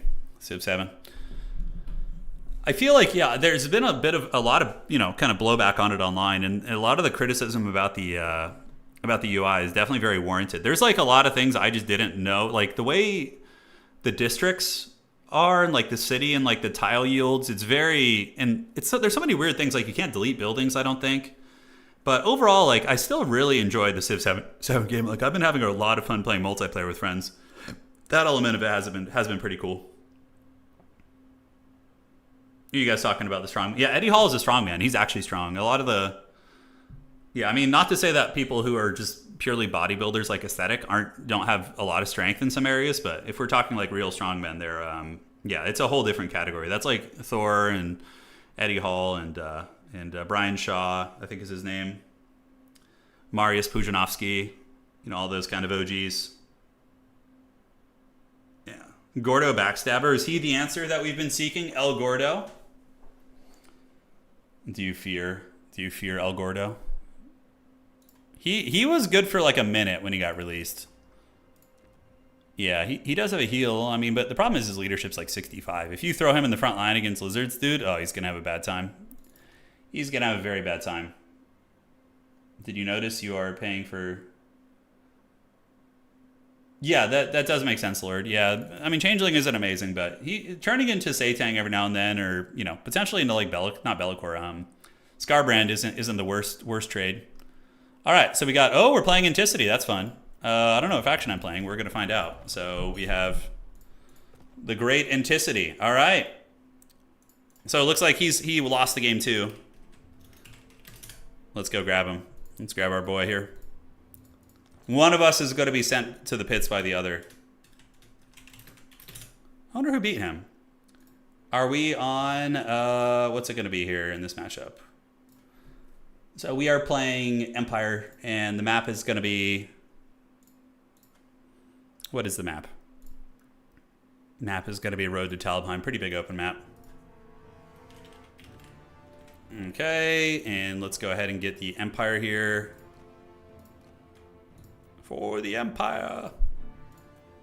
Cool. Let's see what he's got. Is he on Bretonnia for real? Let's see if he is. Bretonnia against Empire is actually a really fun matchup. I played it relatively recently. I actually played it on this exact map versus Bastas. Oh, he's on Kislev. Okay, that's fun. So Road to Talabheim is going to be the map. And here we are. Good luck, have fun. GLHF. All right, so let's get our army blocker up and we can start on the builds. I wonder if he's streaming today. It'd be cool if he was. Okay, so against Kislev, yeah, dealing with their infantry can be a little bit of a tricksy hobbitses for sure. Are Pistoliers good in this matchup? I mean, they do give you some nice agency on the objective, so I feel like opening with the Pistolier Corps is typically going to be pretty good. Yes, yes. And Lord choices, Toady is probably good. Toady is good in every matchup, but also you do have access to Balthazar Gelt, who's a beast. He's very, very disruptive. Yeah, it's very disruptive indeed. Ah, excellent. Yeah, it's cool to see. I love seeing a lot of the OGs come back and play. It's always fun to see. All right, so from here, what are we going to need to deal with? Is it going to be a little Grom? Little Grom? Is he coming? Maybe he is. Maybe he isn't. All right. So Little Grom is maybe upon us. And there's going to be some sneaky cav running around the map, I'm sure. Anticity has very good micro. And he plays from outer space, too. So he's like the Eye of Sauron. He's all-seeing. You know, he's going to see the entire map. Yes, he will see it. Hans has the power of the Empire on his side. That's right. Okay, let's do this. Do this and this. Invasion, and do we want to bring that? Probably not necessary. Cool, so now we can go a little bit wider here. Little Grom, you can just shoot it with cannons, but you could also just ignore it. Little Grom isn't like too devastating in my opinion. It can be a little bit frightening, but overall you're going to be fine. I think you're going to be A-okay. Okay. So that looks good, and then from here, what do we want to get? What are we feeling? Mass cav abuse or mass range lines? Yeah, he definitely likes his cav. He does. I'm just doing the big think right now, guys. We're getting a big, powerful think going on. Well, that's actually kind of a cool idea too. Foot. Oh, do we do Volkmar on foot? That would be, if you had armor piercing, that could be a little bit more viable for sure. But no, I don't think it's gonna happen. All right, so let's do this. Sunmaker used to be the way in this matchup. Yeah, there was a time when the Sunmaker was the bane of these guys. Stephen von Seagal will save the Empire. You better respect that name, dude. You better put some respect on it. Okay, it looks fine. And looks fine. And what are we on right now? Is he on a horse? Not quite. Yeah, are those guys really good? I don't think so. Mercurial Shot is a fun ability, but it's very expensive also. Which is very expensive indeed. Volkmar and 2 Warrior Priests instead of an objective. I don't think I have Cathay today. I'll play Cathay next time. I wanted to play Cathay and Bretonnia, but probably we'll save them for the next run. All right. Yes, please. A little bit of these. And one more here, maybe sneaky, sneaky. Sneaksy hobbitses, yes, yes. So that's going to give us this. So what is the recharge on that? That's pretty decent. That's pretty fat. So we could just activate that, I suppose. All right. So from here, let's slap some chevrons on the front liners. Call out the troops. As far as Cav in this matchup goes, definitely the ROR Demograph Knight I think is a good late game sweeper. The Royal Outsworker fights, I think they're pretty good. As a late game piece, you're going to want to mix in some great swords also to chop some things up. And from there, the true Emperor Vlad, Elector Count of Sylvania. I don't know about that. That's a little bit suspicious there. Oops, crossbowman. Oh my god, I almost brought mass crossbowman. Misclicking on the wrong avatar there. All right. So that looks fine. That looks pretty good to me. Trying to think what else we could possibly want. What lord would he bring? Probably like an Ice Witch or something on a sled. Something funky like that. Yeah, nothing big. Against Empire, you usually don't want to go big. You're going to have a bad time. You're going to have a bad time versus that. Okay. So those guys are here. A couple of these as well. And now we just got to fine tune it. Get the last of the build together here. Anything sneaky we want to get? I don't think so. Let's do a cool banner. We'll do the New World colonies. That'll be fun. And yes, I think we can do you. And get you on this Lord Magic. Here.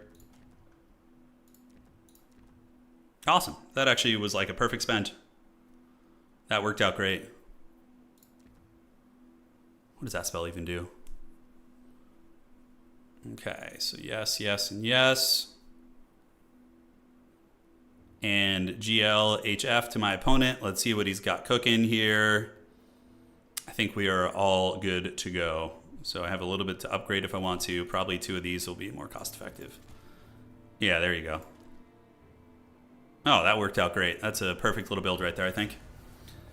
Nice and good, like. The New World colonies is coming. Tomoko, did I miss your message? Let me scroll up. Sorry, I was in the zone. Okay. Nomi, El Gordito backshotter. Come on, dog. Who would win? Hans or Hellman? Who would win with their warbands? Okay, if we're having Hans fighting Hellman, Hans will for sure win. Because Hans has just vastly superior troop quality with the Demograph Knights, I think, compared to the Vampiric Knights. And then he also has 2 cannons. So Hans's 2 cannons would probably do some disgusting damage against Hellman's armies. And Hellman would also... Hans could also go loose formation with his army to mitigate the strength of Winds of Death. And Hans, when Hellman comes in to try and cast Winds of Death and other cheesy shit, Hans can use his Hawk and Long Rifles and his other long-range weaponry to punish, right? So yeah, I think that's a very favored situation for our boy. Yeah. For sure.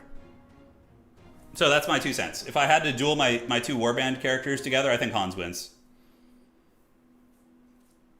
Hans has the power faith still. Yeah, the cannons, the double cannon would be brutal. And like, Hellman couldn't even approach that Empire army to cheese it with magic because of the guns. Like, you can't approach Empire armies when they're ready for you in warband because they'll just shoot your character off. You can, like, arrows are easy to dodge, but bullets are not easy to dodge in warband. Yeah. Some of the dead on those cannons, yeah. No undead here today. All right. So, ladies and gentlemen, we have Balthazar Gelt. We're going to try and welcome our opponent to Astalia here. Spearman! I know Anticity likes to lurk in the bushes, so we're gonna see what he's doing there. I did go Hawk and Long Rifles, because they're just freaking awesome. I feel like they're very good against Kislev, too. Although Kislev does have insanely good diving, so you got to watch out for that. But we're just going to have Empire Knights guarding them, basically, with a Spearman back there, too. All right, so they're going to do this. And we have Pistolier Corps is going to go grab objectives out of the gates. They're just going to run up and do these, and then we're just going to play these 2 points here. Yeah. Oh, the blocker? Well, you guys, if you say don't tell him, I'm going to see it. You guys would really have to be coordinating. Yeah, you guys would have to really be coordinating for that. All right, so let's do 5 and then 3 and 4.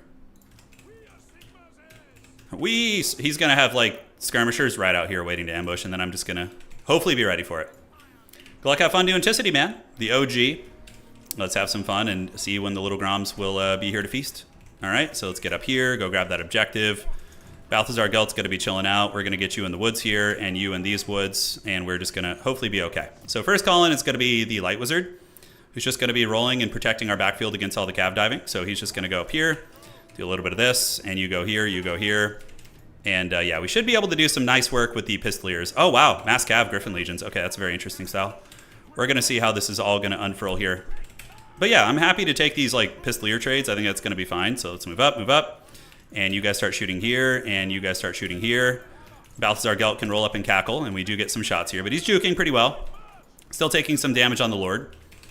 Yeah, and the Hawklands are already getting great damage in there, so that's outstanding. All right, so we just wait for him to get a little bit closer, and then we just pull back. All right, so Pistoliers are going to retreat into the trees. Balthazar Gelt's just going to chill out. Let's move you guys up like so. Move you guys up like so, and then here, here, and here.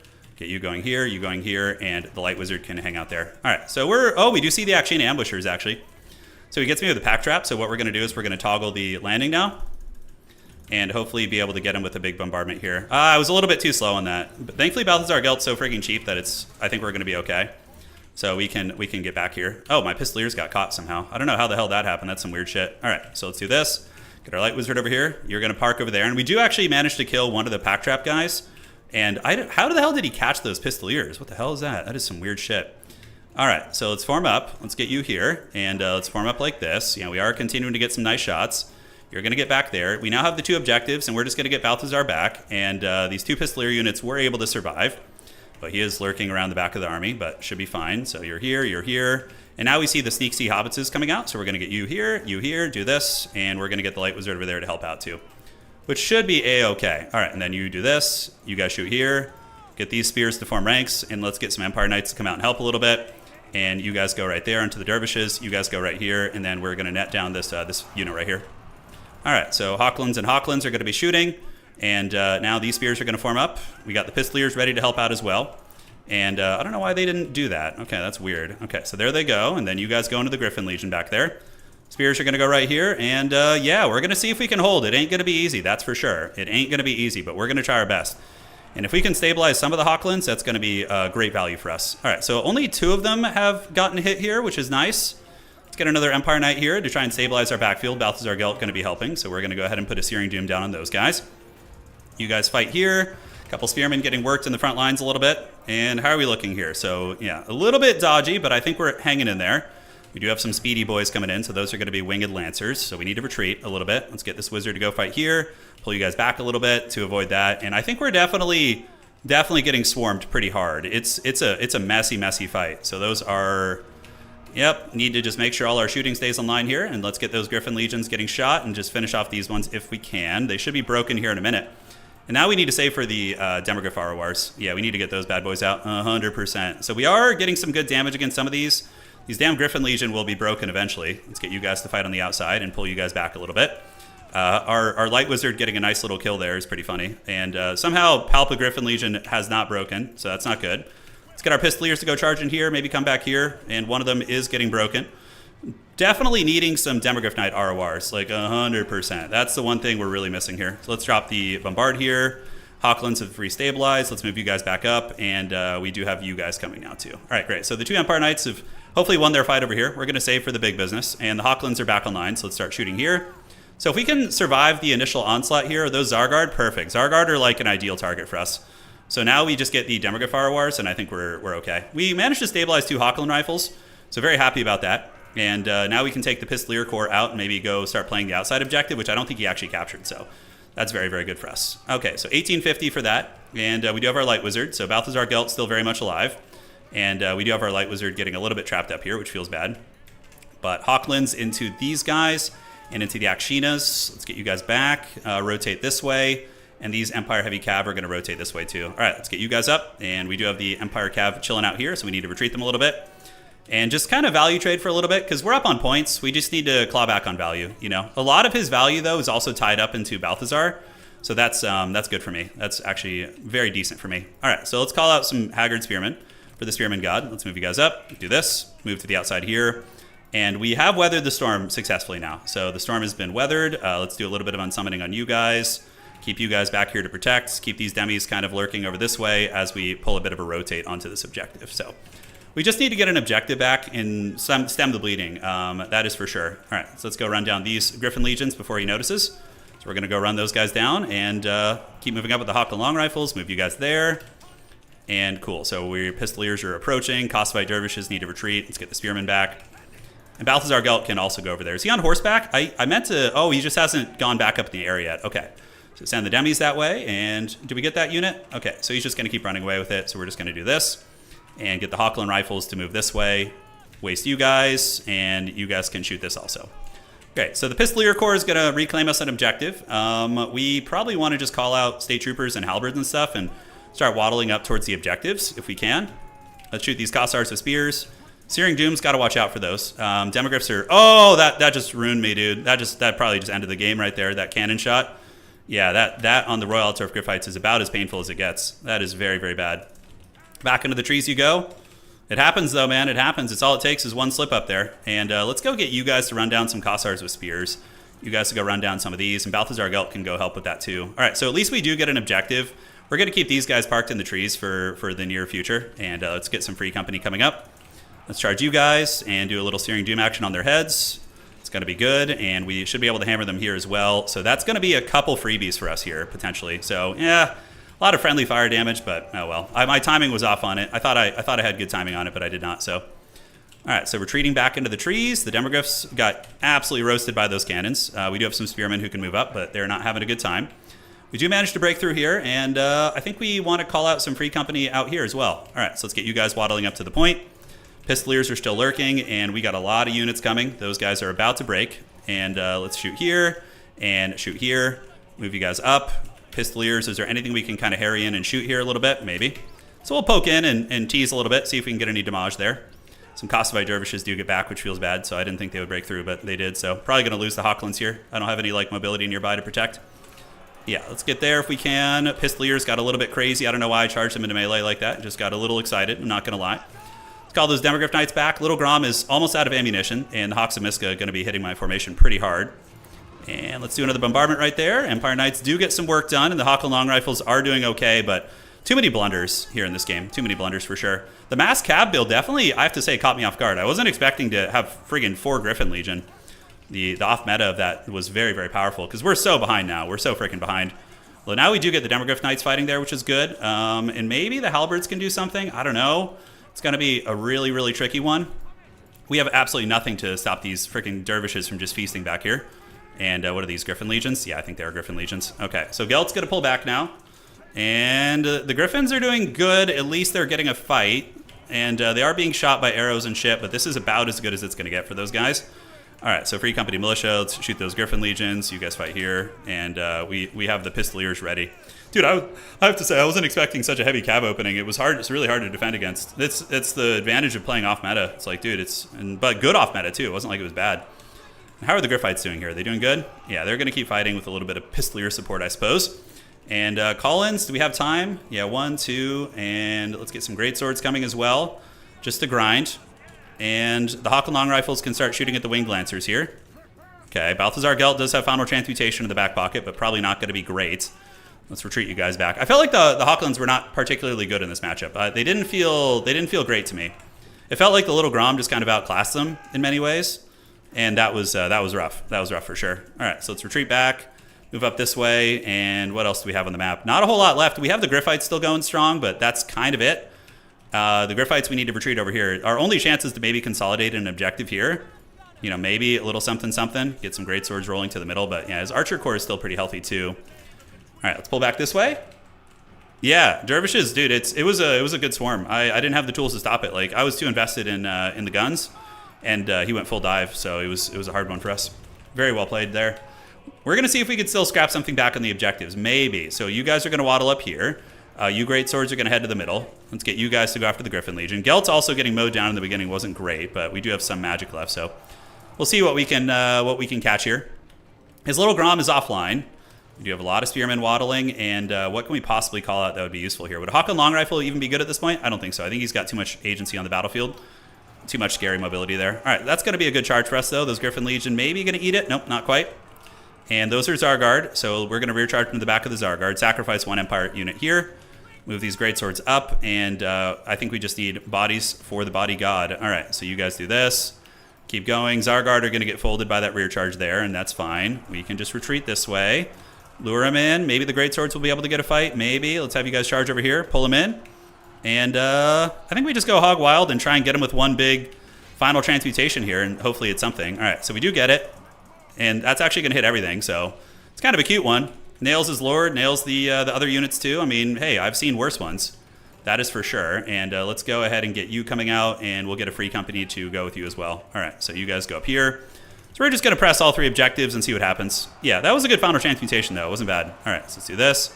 Have the spearmen come across to help. Move you guys up. And maybe the Griffites can trade here with a little bit of spear and greatsword support. Maybe that cav fight isn't terrible for us. We do have another Searing Doom, so we need to see where we can get him with that. Looks like it's mostly his units there. The greatswords hopefully will hold, but they're taking a lot of shock damage. They're taking a lot of shock damage. Okay, one sec here. I don't know why my YouTube settings just popped up. Okay, you guys head over there. And moving up here. Greatswords are going to keep going. You guys move this way, move this way. Zargard against Empire is kind of a cool tech too, though. Granted, I think just the Hawk and Long Rifles were stupid. As cool as they were in the beginning, with that much cav pressure that they can put on you, dude, it just felt so shitty to have the Hawk and Long Rifles.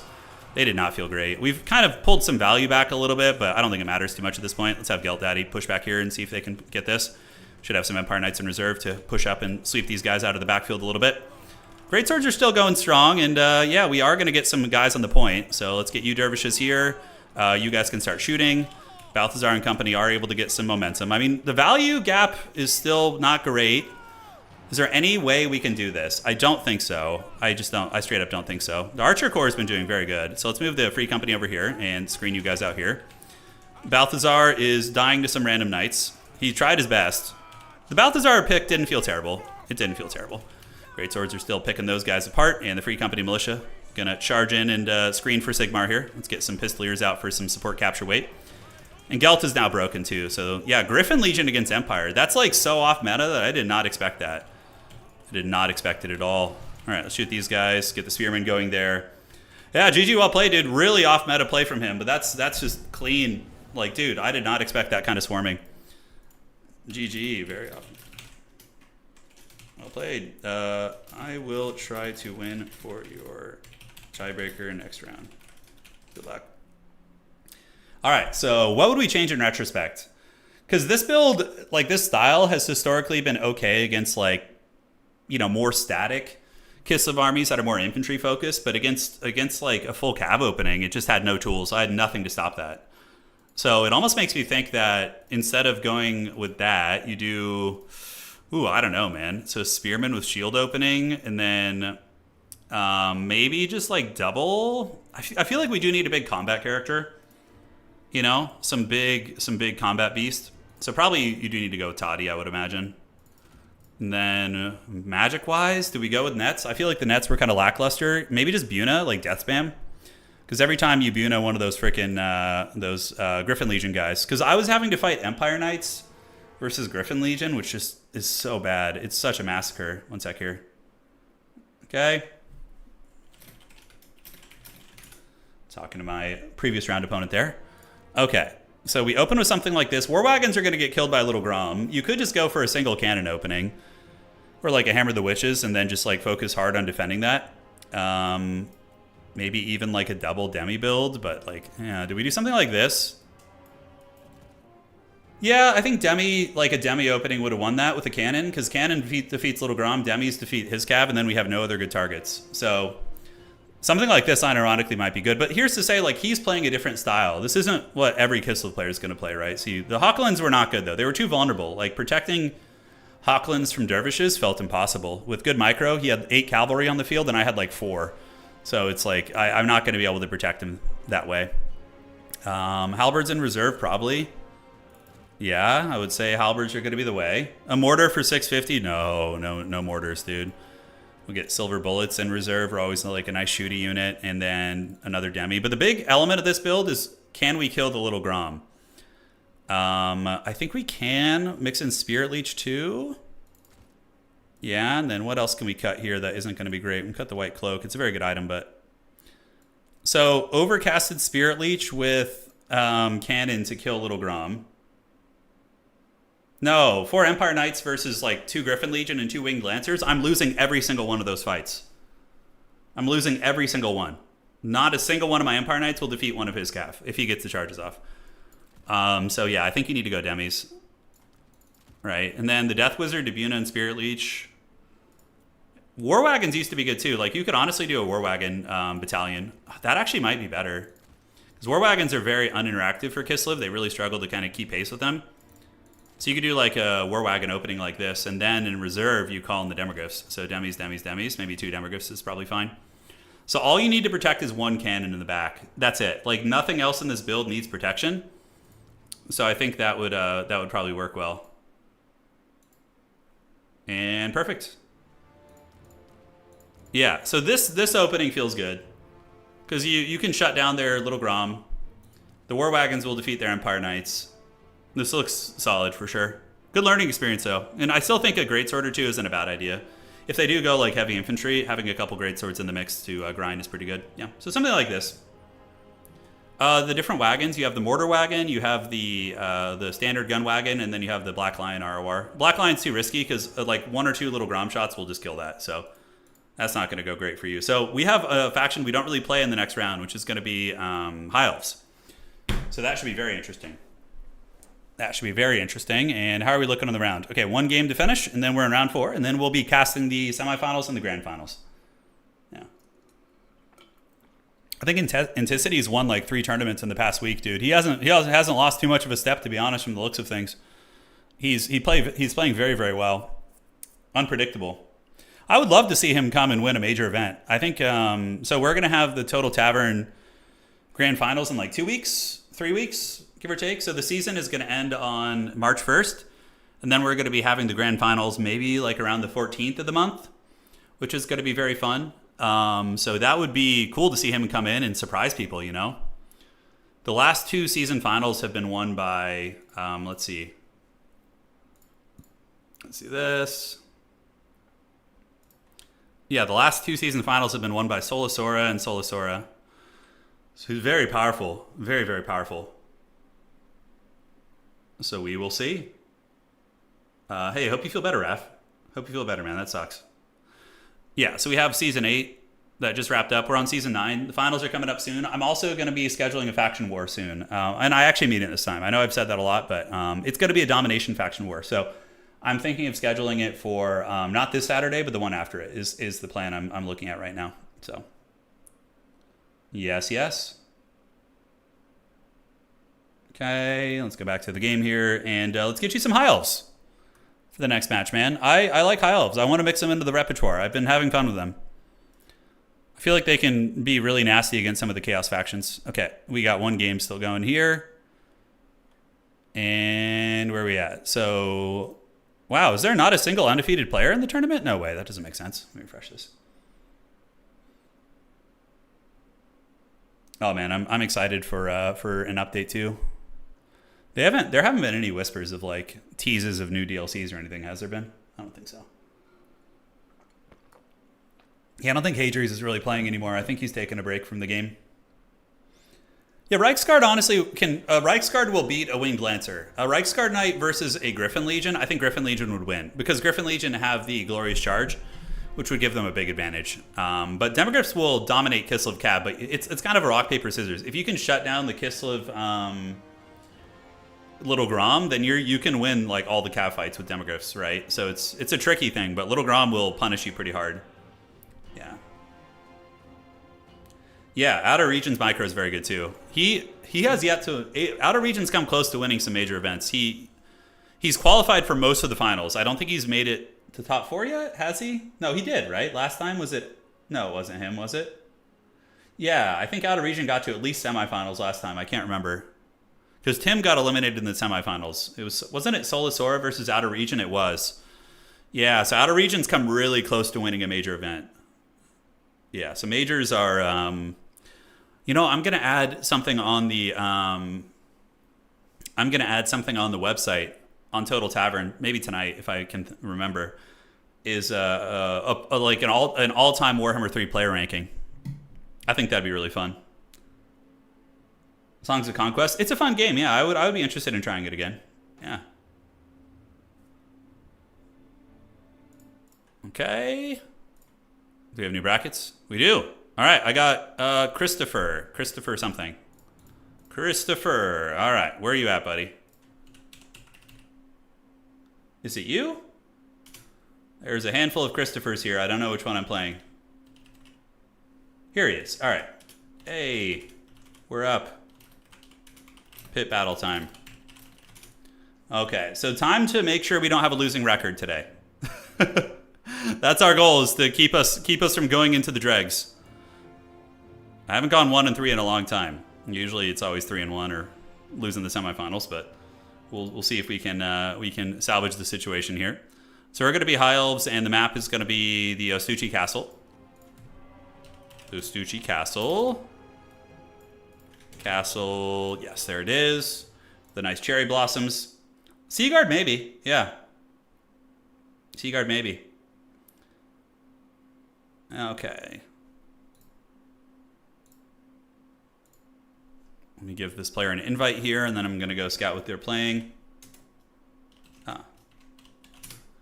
Okay, I'll go to your lobby. I'll go to your lobby, no worries. And we're in. 1990s hacker style, man. What is the map going to be? It is the Ostucci Castle. So we don't have a chance at top 4 today, which is totally fine. We had a glorious vampire count win versus a very good player in round 1. Nice to see that. Some good games aside from that. The Chaos Dwarf one was pretty punishment, though. I gotta figure that matchup out, dude. Seems pretty cursed. And he is playing what? Kislev again. Okay. Kislev vs. High Elves is an interesting one. I have won it, but it really depends on the map. It really, really depends on the map. All right. It's just time. And let us go to the High Elven Realms. I actually don't know who's like favored in this matchup. I am not sure, ladies and gentlemen, but I feel like Kislev would be. Although we do have some nice tricks up our sleeve, that is for sure. Okay, so let's get these guys. 90s hacker, yes. Cue the 90s montages. So Kislev is here, and we're playing Mr. Mushroom. Mr. Mushroom, eh? Okay, looking good. The blocker has been brought forth. It has. And you guys fear and respect the blocker. I have remembered it. Oh, that's actually kind of a fun tech. Yeah, all right, all right. I like what we're working with here, guys. We're going to have some fun with it. Now, what is really good against Kislev, right? What do we need to worry about? I mean, Death Magic is great against their Cav. That's certainly the case. Monster Mash is fun, too. I'm a big enjoyer of, like, just a single frickin' Arcane Phoenix flying around. I think that's super fun. Okay, I know what we need in reserve, though, at the very least. In reserve, we're going to need to max out on you guys. Get a couple of these. Bring forth the holy Tyrannok chariots. No Tyrannok chariots here today. Oh, I remember what I brought last time that was super cool. Yeah, we're doing that again, for sure. All right. Hell yeah, dude. This build already freaking rules. Okay, sorry, Henry Cavill. We have to cut you out of the build. You just don't suit the playstyle. Okay, so we're going to get this, this, and this. Cut this. Can you High Elf characters be any more expensive? Is this... Can you find a way to just control yourselves? Oh my god, you're so pricey. All right, that looks fun to me. Do Silver Helms beat Dervishes? You can even use Reavers for that. You don't need to worry too much about that. Okay. Elite infantry here can be kind of fun too. That's for sure. Yes, Anakin. Good, good. What do we want to mix in here? Dragons are alright, but they're a little bit too easy to snipe, I think. I really just enjoy the Arcane Phoenix. It's such a fun unit. It is very fun. Okay. Yes. And do we call it out with our opening build? I'm playing High Elves this game. Yeah, I'm High Elves against Kislev. We're going a little off meta here, baby, and it's going to be fun. Maybe just a wide build here would be good, although probably 2 of these would be the smartest play. Okay, I got 100 Gs left. Throw some chevrons on there, because why the hell not? Reinforcements are looking badass. Let's get some of you guys, just for the cool, rule of cool. What about chariots? Lion chariots in this matchup. I think just Narnia lions honestly do well enough. You don't need too much more armor piercing. A fireborn unit, yeah, like a dragon prince maybe is okay. They do have armor piercing and anti-large now, so I think their relevance in this matchup has been pretty massively increased. Rangers are a good vanguard choice just to get up and have them be extra creepy like. Okay, let's cut you. High Elves just got updated in the tabletop game too. I think they're getting their Arcane Journal, and they have a Creation army. So there's a Creation Warhost, and I don't know what the other one is, but yeah, it's pretty rad.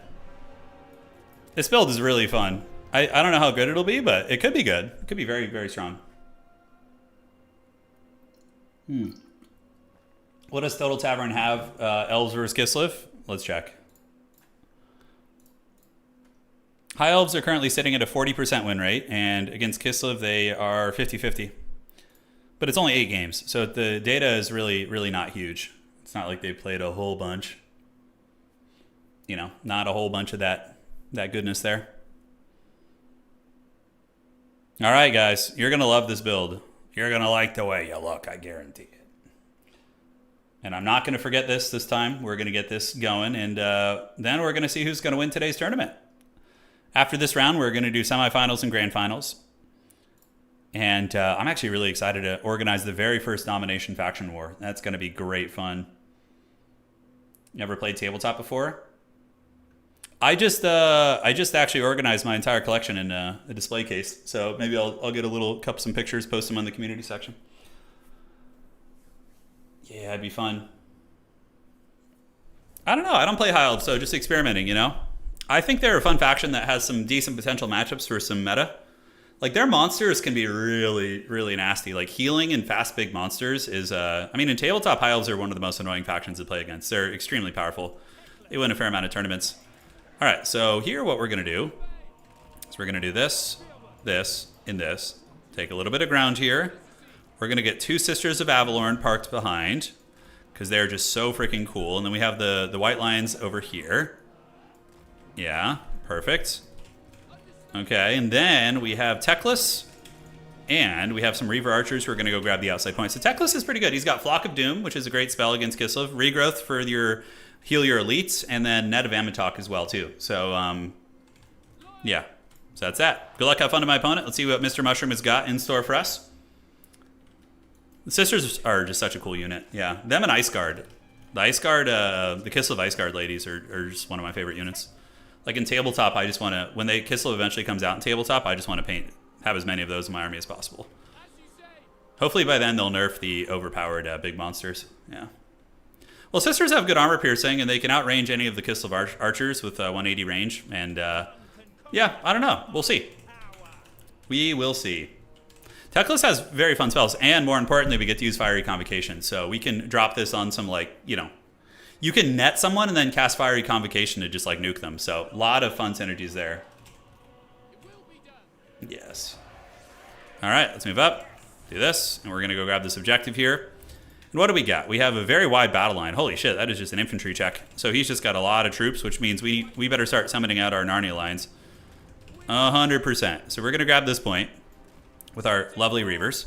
And maybe grab the middle. He does have some Kossars, just basic variant. So, wow, a lot of archers. Armored, okay. Basic Kossars in the front, archers in the secondary. All right, that's pretty cool. So we're going to grab this, and in reserve, let me show you guys what we got cooking. We have some white lines of Cray, so we're going to get those guys moving up because they're very good in this matchup. And the range on these guys is 140 against 140, so I think we can actually poke in and shoot and then pull back and get away before he gets us. Maybe. We're going to try that. So we just maybe take a shot and then run away. Using the Elven tactics. Yeah, look at that. So we actually got in, poked them, and he did return fire a little bit. So let's keep trying that, see what we can get done with that. That's actually a very fun idea. So he's going to try and flank around the top here with the Vanguard spawn and Colin probably. And now the Armored Kossars are thinking about moving up, yeah. So the Armored Boys are on their way in. All right, so yeah, we don't have to expect to hold this objective for too long. You know, obviously we're going to be fighting over the middle. It's going to be more the play here. And Teclis stands at the ready for some Flock of Dooms and shit. And here we go. Let's get another one of you guys coming in. So we need to get all the armor-piercing infantry to be ready to fight in the bushes. And cool, so let's move you guys like this. Get Sisters over here, Sisters of Avalorn over here. We do have Teclis for nets when the time comes. He's going to be able to do some nastiness there, so I'm very, very excited about that. And now we do have some Kossars moving up. All right, so let's get the Sisters of Avalorn to start wasting them. We're going to shoot here as well. And cool, so now the Sisters are shooting. They're ripping some cost-effective shots. Just got to make sure nothing's coming for me over in that direction. And you can see we immediately start to value trade pretty well there. So that's outstanding. All right, so let's do this. Let's do this. Get some capture weight up on the objective here. We do see some speedy cav. That is going to be Winged Lancers. All right, so we need to get some Fireborn out right now, like very, very soon, because they're going to come for blood. All right, so let's get the Winged Lancers. Teclis needs to screen them out, and we're going to get you right here. So you guys shoot the Winged Lancers, and you guys can just keep shooting into the Kislevite warriors here. So let's get the engage.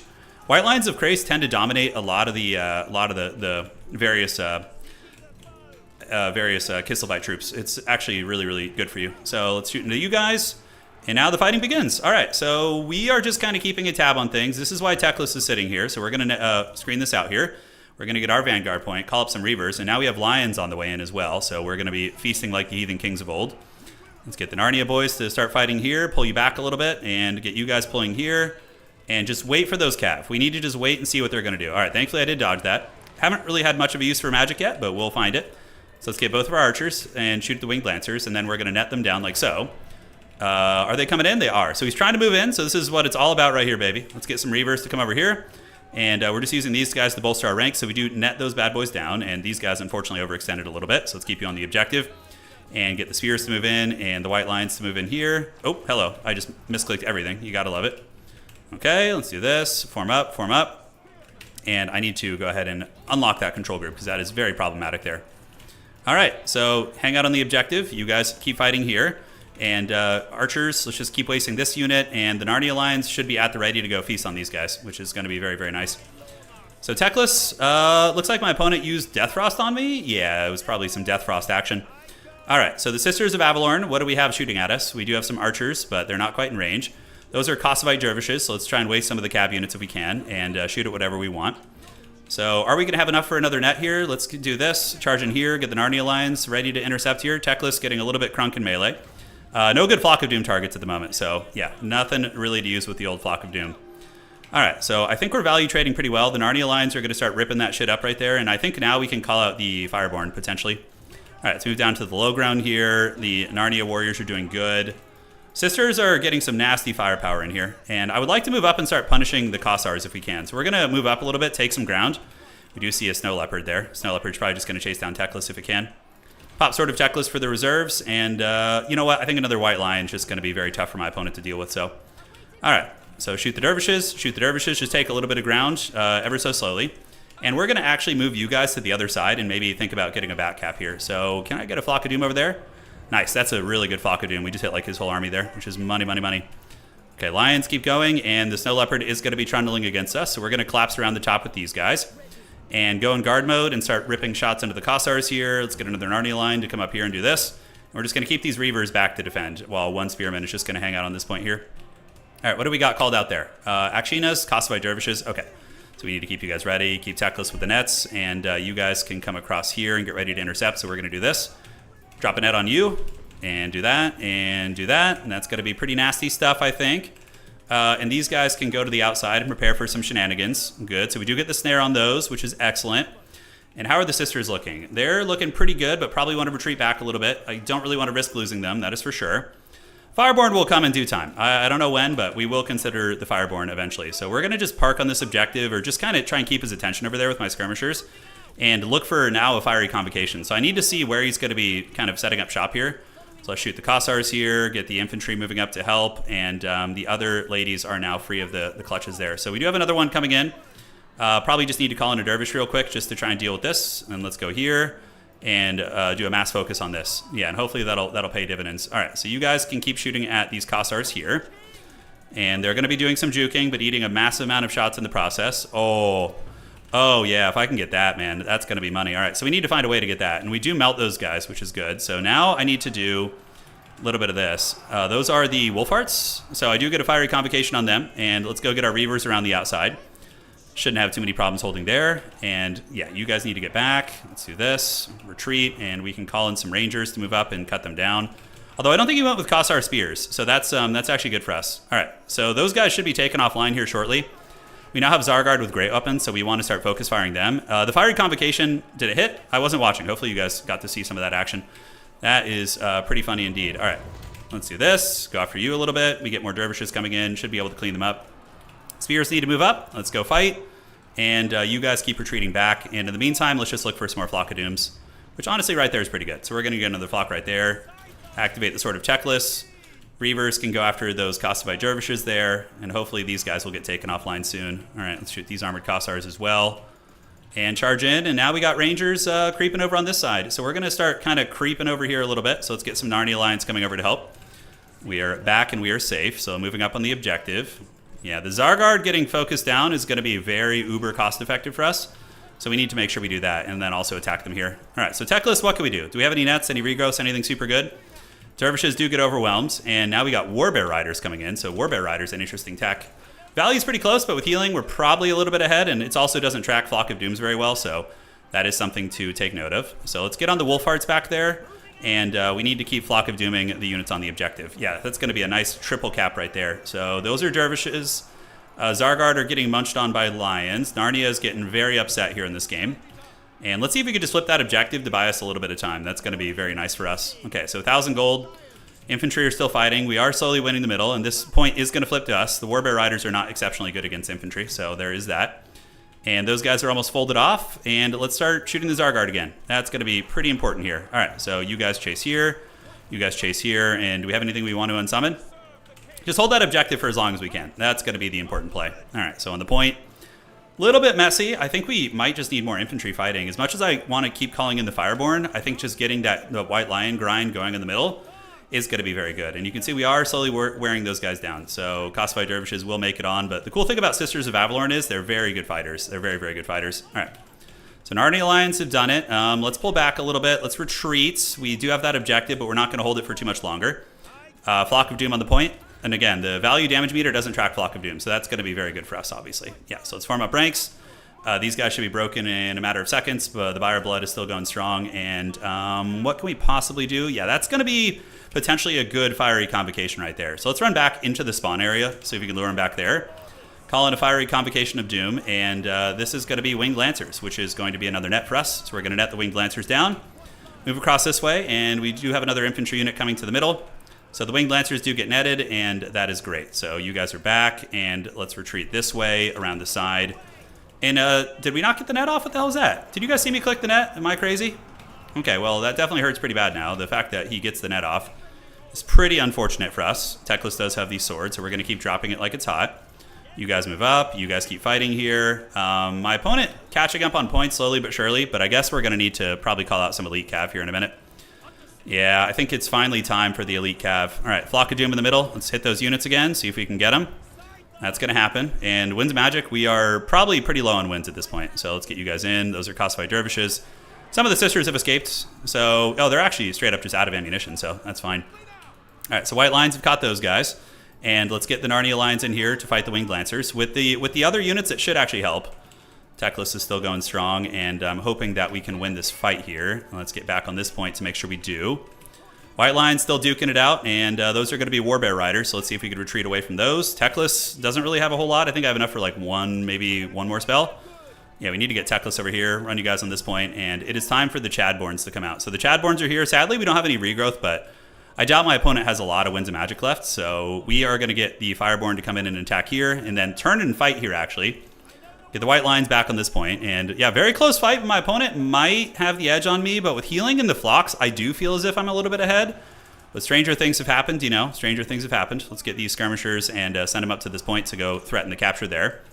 Death Frosting my lord doesn't really do a whole lot for him anymore, I don't think. Yeah, Dervish is still causing problems. Probably going to need to call out some more. Let's get you guys up. And Fireborn hopefully will start to sweep some shit up, and we can go strong from there. Techless, yeah, I don't want to risk losing my army, but we do get the Fireborn in there. Absolutely brutal damage. They're able to really roll up the enemy forces there, so that's good. But yeah, we're about to get triple capped, guys. He's got, like, there's a couple things that look like they're going okay for us. These are just regular Kossars. I could use a Flock of Doom over here to try and finish this fight off. Hopefully the Fireborn and company can win it. And we're coming out here to attack. Yeah, the Zargard are on death's bed. Okay, let's get you guys in there. Go help out a little bit. And the Fireborn, how are they looking? Yeah, we do have the Narnia lines in there, so I'm hoping they'll get the job done. You guys go fight up on the point here. And those are just regular dervishes out there, so we could probably dive them with something. So let's go resecure 1 point. We have some time to work with, and like I said, I believe we've done some healing this game. So we'll keep chasing there, and in the meantime, we can get one of our skirmishers to come out and start poking you, although maybe wait to do a bigger ambush. Okay. So Fireborn go here. The dervishes, are they still fighting? Man, those dervishes are getting wrecked a little bit, aren't they? But the Fireborn charge here should be very good. All right, so that's going to be a lot of anti-large boys getting in there. We're still chasing here. Okay, so the momentum is flipping a little bit on the middle. And now we're going to need to get a ranger to play the outside with us, probably. Okay, we still have the Sisters of Avalorn, which is pretty hilarious, so they can shoot into the back of this formation. I think that the Fireborn win that big blob fight, I'm hoping. We do start to overwhelm the middle a little bit. Points, my opponent is up, but not to the point of no return. So let's get you guys to move out now. Go grab that outside point. Techless, if I lose Techless, you know, we're in some trouble, so I definitely can't afford that to happen. So, oh man, they are Winged Lancers. Let's keep them nearby just for the dreaded encouragement. And hopefully just grind this down. So we see Snow Leopards coming out, and you guys are just basic Kossars here. So let's get the Rangers to do this, pull you guys back a little. I need the Fireborn to win this fight. This is like uber important, right? Very, very important stuff. All right, so we got Snow Leopards coming out, Capture Kitties, as they're called. You guys are going to go here, and we can run you up the side of the map. Fireborn are getting it done. I think we do win this fight. We need to send Techless in now, and I probably need to reinforce this point to make sure we get it. Because I need to stop the point bleeding, you know, that needs to be stopped. All right, so these are Winged Lancers, so we need to get you guys in. And we're going to go charge you too, and hopefully that will get her done. All right, so we do manage to win this point. The Fire Chads got it done, but my opponent, are they going to win on just the one is what I'm a little bit nervous about, right? So we do overwhelm those guys. Good. So that point is going to flip, and now we can head over to the middle where we still have the white lines of Crace fighting, if I'm not mistaken. So yeah, let's get you guys to charge here. If we can flip the 2 and still win on 2, maybe, but I think he's in a position where he can actually, actually get us on just the 1, so that's not good. Those are just regular Kossars, though. This point starts to flip here. Let's call in some, we just need speedy boys in here. We just need dervishes. Yeah, I think we just need speed. The need for speed, because we need to just flip points, you know, and we do have Narnia lines coming too, so that's going to be pretty good. And Techless needs to stay here to maintain capture weight. Now we do start to get some decent momentum here. Let's see if we can snipe the enemy lord with the Fire Chads. All right, so Narnia lines are coming, Rangers are grinding, Snow Leopards are doing Snow Leopard things, and this point is going to be ours. Good, so we're just going to leave this haggard white lion here. Techless does provide capture weight, remember this, so we do manage to get into the Kossars here, and the enemy lord is in trouble. Let's sweep down and just win this point. That's going to be the most important thing. So we're going to win this, and then we just need to start playing for the middle. So we're going to just send troops over there, just like standard rank and file, and hopefully we can get it. All right, so the Fireborn are battling the Snow Leopards. And it looks like we do sweep that point up. Okay, and now there's a lot of units coming here. So we're going to need to rotate like all this mobility over this way. The Narnia lines can come there too. Do we get this point? We do get it. That's great. So now the Fireborn are taking down the Snow Kitties. But we need to play for the objectives, obviously, right? So we need to move over this way, get this, and hope that we can get there in time. You know, we have a little bit of time left. Opponent's playing really well, by the way. Very well played, my opponent, man. What a beast. You know, he's doing good work. He is doing the work. All right, so we do have some more cav coming over. Unfortunately, like, the problem with sending, like, all cav this way is, like, he's gonna, yeah, we do start to get the capture weight. Let's get the Narnia lines in here onto the armored Kossars. It is starting to flip for us, so I think really the only option is speed. Although we do have a Spearman unit coming who's probably going to give us the capture weight we need. Let's get you on there. Narnia lines are duking it out, and we need to just kind of park on this side of the objective. The Fireborns are doing it. Rangers are coming. That is going to be like 10 capture weight there. But the question is going to be, can we hold it, right? I do have a little bit more speed I can call in out of the Vanguard point here. So let's get this. Get you guys over there to grab this point here. And now we do get the Reavers arriving, which is going to be excellent. And these guys are all here. Spearmen are going to get up on the point. Teclis needs to get back. Yeah, so let's get the Spearmen there. Rangers arrive on the point. And my opponent could flip the sides. You know, that's the scary part here, but we do get the infantry on there, and the Rangers also do arrive. So let's get in there and do this. Pull you guys back. Have you guys go fight the Dervishes, and you guys go fight the Dervishes. And now we get up on the point with you also, maybe? Those are just Dervishes. Oh, but we do get a Flock of Doom. That's actually very clutch. Flock of Doom might be able to get it done. All right, so now we just need the High Elven leadership to just hold, man. Do we have any more speed we can call in? No, we do not. So just Spearman is going to be the only way. So it is flipping towards us. Oh my god, it's so close. But the problem is I don't know if we can win a sustained fight here. We do have the Spearman. Ah, we just lost. Yeah, he broke us on the side. Well played, dude. God, man, we lost today pretty good, but the games were all really, really close. All right, so let's go over there and just have the Fireborn clean those guys off. Dude, that was close, wasn't it? Yeah, it was. But the Kislev staying power is a little bit better than the Elven staying power. They're going to fight on the objective very well. Well played, dude. Well earned, dude. He played that super well. I guess I don't need to cast it. We just had it on game. GG, very well played. Great game, brother. Was fun. Report that score. Sorry, Anticity, I didn't get the win for you. You know, I'm still learning High Elves. What was good and what was bad about our build? Sisters got 1900 and 1300. Teclis got 2500 value, right? Not bad. The Narnia infantry all did good. And the skirmish cav were, you know, they did fine. 900 value on that one. Fireborn coming out earlier, maybe. Maybe that was a mistake. I kept calling in the White Lion infantry, whereas the Fireborn are what we needed to start winning the cavalry fights. It's hard to say. Yeah, the Sisters of Avalorn were good. They were very good. Very, very good. So now we're going to cast the semifinals and the grand finals. Ironically, we lost with the two factions we know how to play today, and we won with the Vampire Counts. That was our beloved. We could have maybe sniped his Lord, maybe. Hard to say. Rangers, also not terrible in the late game there. Probably more Rangers in the build to contest the points a little bit faster. The Rangers actually seem to perform pretty good for me. Okay, so what's it going to be? You are doing great. Good micro. Good build.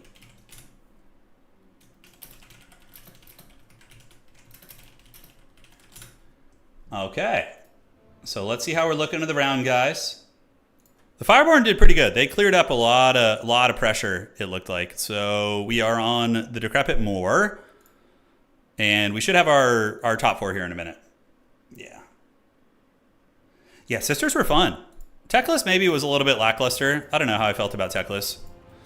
Was he though? I don't know. The nets were really good. Missing, I think there was a big momentum shift when I misclicked on that second net, and he got into my archers. That was because I could have sworn I clicked it, but clearly I didn't. So that was a mistake for sure. Yeah, the White Lions, I thought they would be a little bit more independent on the middle, but they kind of just got ground down. I don't know what even killed them. I guess the Kossars and the bow shooting and things like that. Even basic High Elf archers are actually very good in that matchup. It might seem counterintuitive, but going for basic Elven archers is very strong because they crush the Kislevite archers pretty well. Yeah, they do. Okay, so let's refresh this. And we still have a little bit of time. Probably like 5 or 10 minutes, and then we'll be getting into the semis and grand finals. Thank you to Opal Black Bear for hosting tonight's tournament. It's been a very fun run so far. One of the convocations slaughtered your spears. Yeah, I figured. That tends to happen with that spell. You're like, oh, it's going to be so good, and then you just nuke your own shit. Yeah. When your opponent dodges it and your guys chase into it, it's very funny. Yeah, they tried their best. You missed the Elf game? Yeah, it was good. It was a good game. It was one of the better matches of the day, probably, was that High Elf versus Kislev game. How does the game handle the death of legendary lords if they can be killed at all? Yeah, so when a legendary lord dies, or any lord dies in your army, let's say Kazrak gets killed, you take a penalty of negative 16 leadership to your entire army for a duration of, I think it's like 15 or 30 seconds. And then after that wears off, it goes down to a negative 10% penalty for your lord being dead until, you know, he's able to be resummoned if you want to, but most people don't do that. Tekos needed a Phoenix. Sisters did pretty good, man. They got a lot of value. Most of his like elite heavy cav got pounded. I actually thought I was in really good shape. Like with the early trading, I was like, yeah, I thought we were doing real good. Real good lack. Yeah, Convocation maybe with a net could have been okay. Like on a Zargard or something, just like cooking it, but yeah. Ironically, like Convocation doesn't even do as much damage as like a Gaze of Nagash or like a Blue Fire or something. It's very janky. Yeah, there's a lot of Haggard jank like that in Old Total War. Okay, couple games left. So did Anticity win? He did, so he should be... How does he have... Oh, yeah, okay. Oh, so I got paired up into Anticity in round 2. Oh, or in round 3. Oh, okay, so I was 1-1 and he was 2-0, but he got paired down into me. Okay, I was wondering why that... I'm looking at him being undefeated here, so we're going to have a very sweaty grand finals, guys. Fasten your seatbelts and get ready. So if we take a look, it's looking like this is going to be the jam. So we have Outer Region, we have Anticity, we have Apostate, and then we have Attack Speed Enjoyer. So, pretty fun. Pretty fun. Yeah, that's going to be cool. So 4 wins for Outer Region, 4 for Anticity, Apostate, and Attack Speed Enjoyer. Look like they're going to be the individuals who get there. Granted, a couple more games are still being played. Opal, Black Bear, and Martin, are they undefeated also? Probably 2 wins on those guys, I would imagine. Oh, 1. Okay, Martinius only 1 win tonight. He's joining me in the dregs. And Opal, Black Bear also only 1 win. So the top 4 is probably pretty set in stone. We'll find out. We will find out. All right, let's do this. Perfect. Now we're going to hang out. And of course, after we cast the semis and the grand finals and all that goodness, we're gonna maybe have a glorious Thunderbarge FFA to try and end things. We'll see. Prostate, yeah. He's a Chorf player. He plays Chorfs. Yeah, Legendary Lords can be revived, but it takes a long time. So here's the thing. Like, if you revive a Legendary Lord in a domination game, if your Lord dies and then, he costs 2,000 gold, it's going to take a long time for him to recharge. And then for you to resummon that Lord, you're going to be giving up, like, an active maybe 15 to 30 capture weight on the battlefield, depending on what you can summon, which is pretty insane, right? So there are times to resummon your Lord. Like, if you have a big army on the field, I think it's worth resummoning your Lord. But if you don't have much, it's probably better to just keep summoning troops.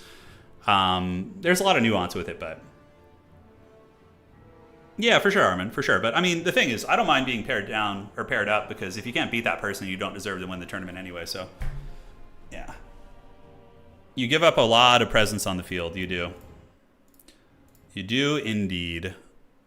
Should be a lot of fun, guys. Should be a lot of fun. Okay, so we got 1 game left, and the top 4 is very set in stone. Yeah, it is. Anticity cackling here, looking pretty cozy. He had to win all of his games to get there. He got paired. What was the matchup you guys played, Armin? Was it a good one? Yeah, High Elves are fun, though. Against Kislev, the Sisters felt good. I wonder if that's the most optimal way to play. I almost think, yeah, like, what about some Swordmasters? Now, they probably just would have gotten shot up in the middle. Swordmasters could be good, I think, in that matchup at times, but I almost think just regular archers. So if we're playing against Kislev, so let's just get some baseline spearmen, 2 white lions. Maybe like 2 archers and 2 sisters could be kind of an interesting opening. The only problem is it's very hard to defend. If you're going to go with the archer opening, I think you could even open with Fireborn. So do like an opening like this and then get your boy Techless.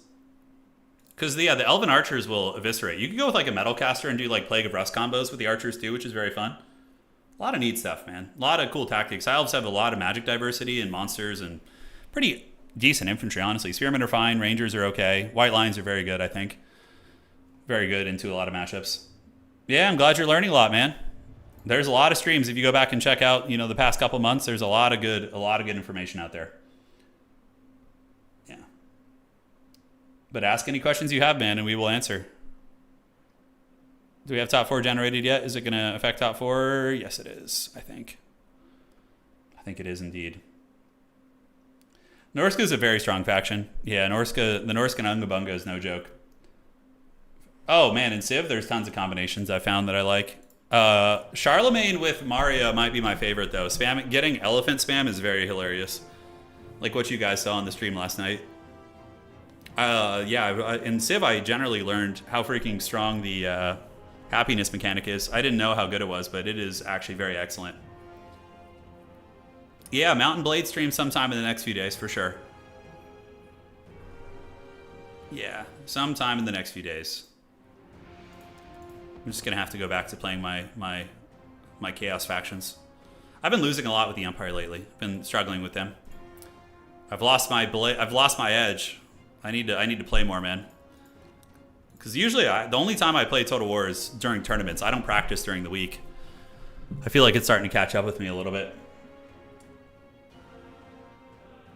Charlemagne in yes, in Civ 7. Isn't that right? Isn't there a mobile version of Medieval that you can play? Ashoka and Mississippians. All right, sounds good. Sounds good to me. I will give it a try. Got a new channel intro coming up to you guys soon. And all right, top 4 is going to be generated here, and we're going to be casting some of that action. And we will see. We will see who's going to get there. All right, top 4 time. As soon as Opal Black Bear passes the torch here. Outer Region, Anticity, and Apostate, and Attack Speed Enjoyer. So we're going to see what the matchups are, and then we will decide what we're going to do. So let's refresh the front page here. You think CA will ever find good balance for heavy infantry in multiplayer? You know, they're not like terrible, but they require finesse. You can't just throw them away like low tier infantry. So we have Anticity versus Attack Speed Enjoyer, which is going to be what? So Anticity versus Attack Speed Enjoyer is going to be Warriors of Chaos versus Wood Elves. It doesn't sound too exciting. And then Outer Region is on what? He's on Empire versus Apostates. Tzeentch. Oh, okay. I am actually down for that. So let's do that one. Yeah, Outer Region, lobby code, please. Thank you. All right, so we're going to cast the Empire versus Chaos, or Empire versus Tzeentch, which I think will be very fun. Hey, get some rest, Lumba. Take care, man. Considering how many factions there are, it's astonishing how well balanced this game is. It really is. Like, you can... Yeah, you can even win cursed matchups. There's a lot of cool stuff you can do, man. Faction requiring the least micro is probably Nurgle. That's a fair statement. Yeah, if you play the wide Nurgle infantry style, with just spamming healing, it can be pretty unga bunga, but... Nurgle, you need to have a lot of build and map awareness. They have like a different skill set, for sure. Okay, so that's Attack Speed's lobby. And let me go ahead and get this. Lobby code, please. So Tzeentch against Empire, I think if the Empire player has the correct build, it's probably favored for them. Yeah, probably favored for them. Yeah, elite infantry can be very decent, but they're very niche. Very niche. Like, mass elite infantry builds typically just don't work. Okay, so we got Apostate's lobby here. Let me refresh this and do that. Okay, he's got some fancy password. What is it? Do I have to just keep guessing? Oh, no. Curses. Ah, all right. He's got the dreaded 1234 password. Okay. So let me let Outer Region know. In lobby with... All right. So we got Tzeentch versus the Empire, and should be fun. Outer Region has rapidly been emerging as one of the stronger Empire players out there. He's been very, very good. Yeah, but Bretonnian Knights could use a little bit of milk for sure. I don't know how are they doing in land battle? Does anybody here follow the land battle scene? If so, I'd be curious to hear if Bretonnia is getting picked at all. I would expect not. I mean, there's just so many superior choices, I feel. Bretonnia is very, very tricky to play, too. They're tricky to play. You need to have insanely good cavalry micro. Decision-making has to be A+.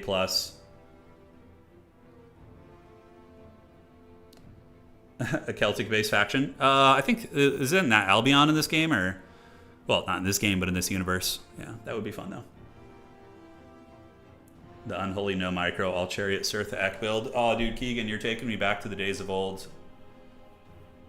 Who was there for the glorious Cirtha Ekening of Italian Spartacus back in the day? The head-to-head campaign stream where we got to take control of Cirtha Ek's army and just ride Throg into the distance. Oh my god, that was so funny.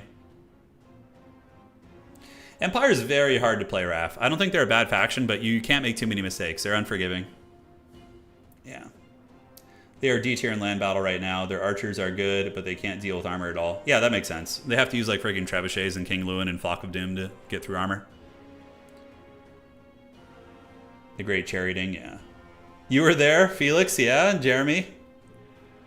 Sir Thek, the legend, says Legamus, yeah. The head-to-heads were funny. They were. Sparty made them funny. You know, it was his sense of humor that was what made those head-to-head campaigns really funny, you know?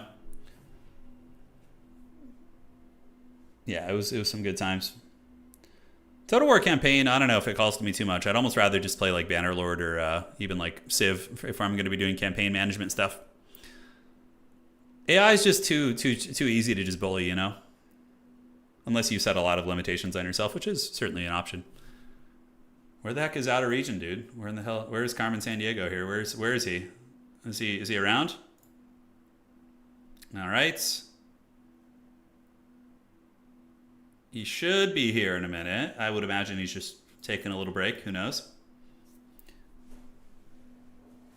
You thought all of the Western human factions. So yeah, Bretonnia is so, somebody can correct me if I'm wrong, but Bretonnia is based on like, you know, Western Europe. I mean, you have I mean, obviously heavily inspired by the French, but you also have influences of you know, English longwomen, right? Like the peasant longwomen really have that aesthetic, or the peasant archers have that kind of aesthetic as well. Trebuchets, a lot of the Western Europe, and whereas the Empire is based on, you know, Holy Roman Empire, Central European culture.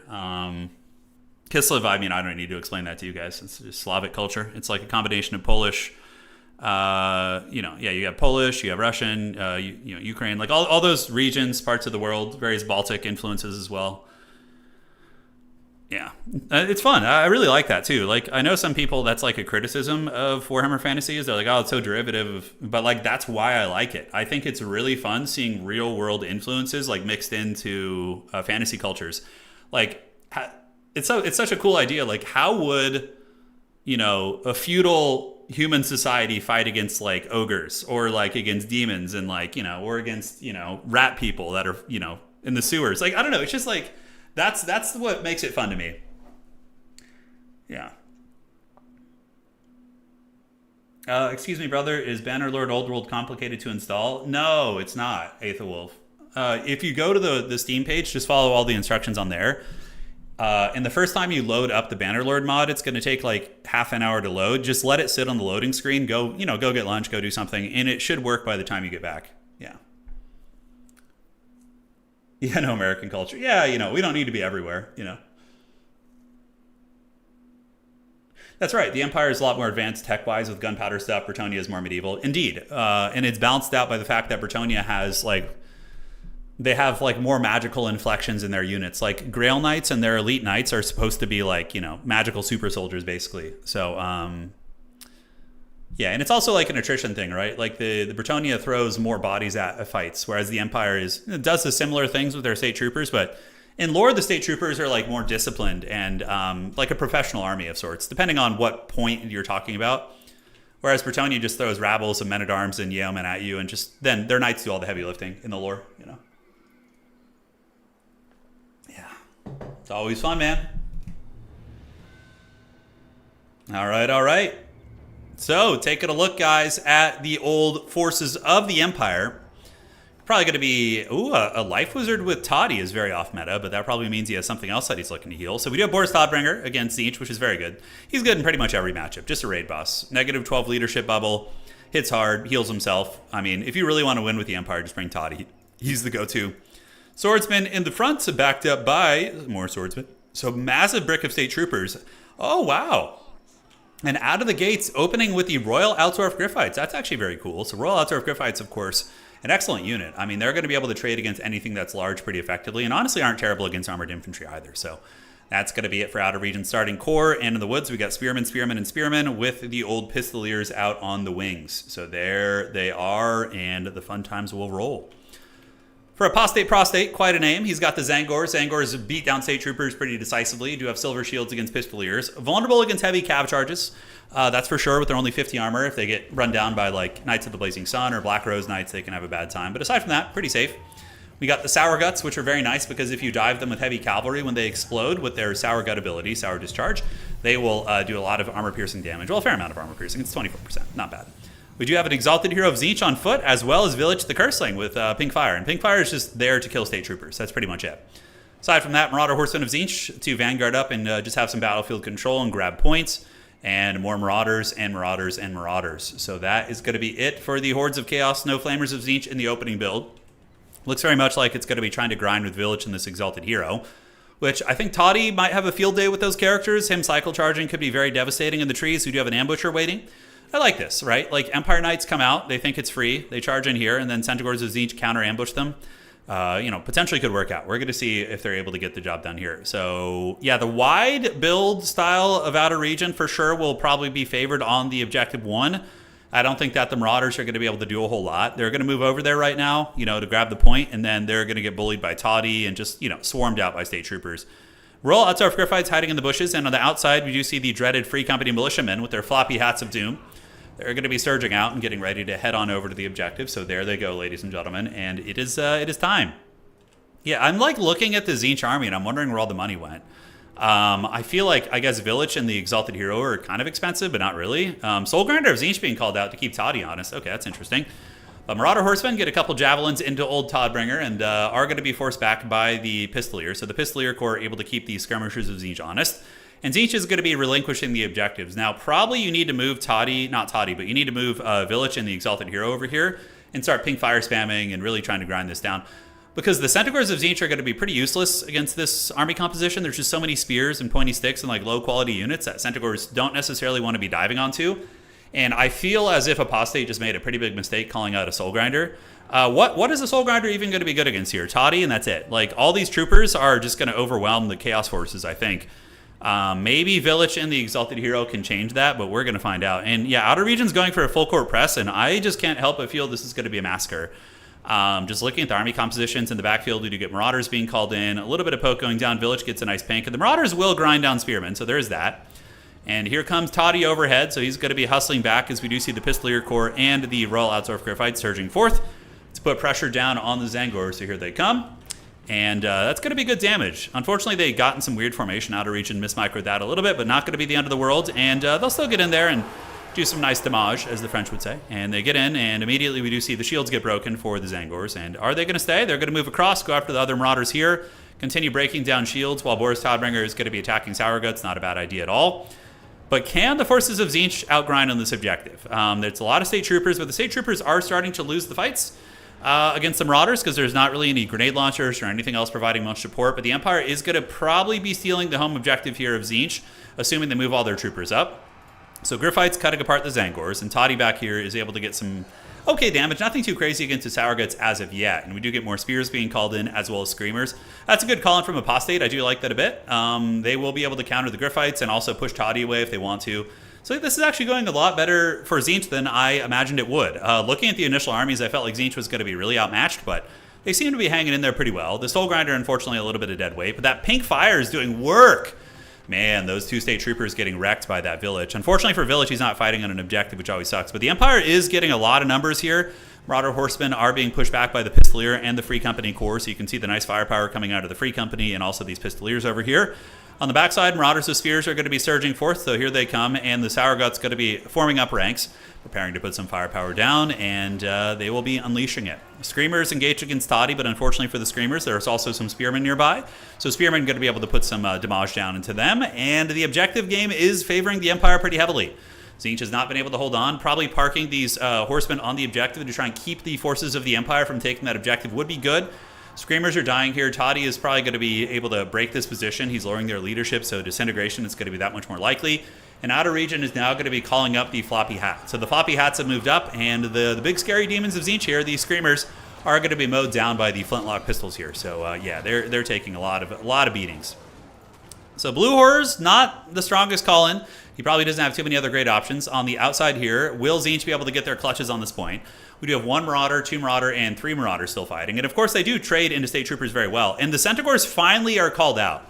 So we do get a Centaur call out, and Outer Region calls in Empire Knights, which is actually good for Apostate. The Centaurs will be able to beat the Empire Knights pretty decisively. So they do manage to crush some of the Free Company militia, and are they going to break them? They're sitting at 1 leadership right now, -2. They are going to break. And now it looks like Tzeentch might have some play here.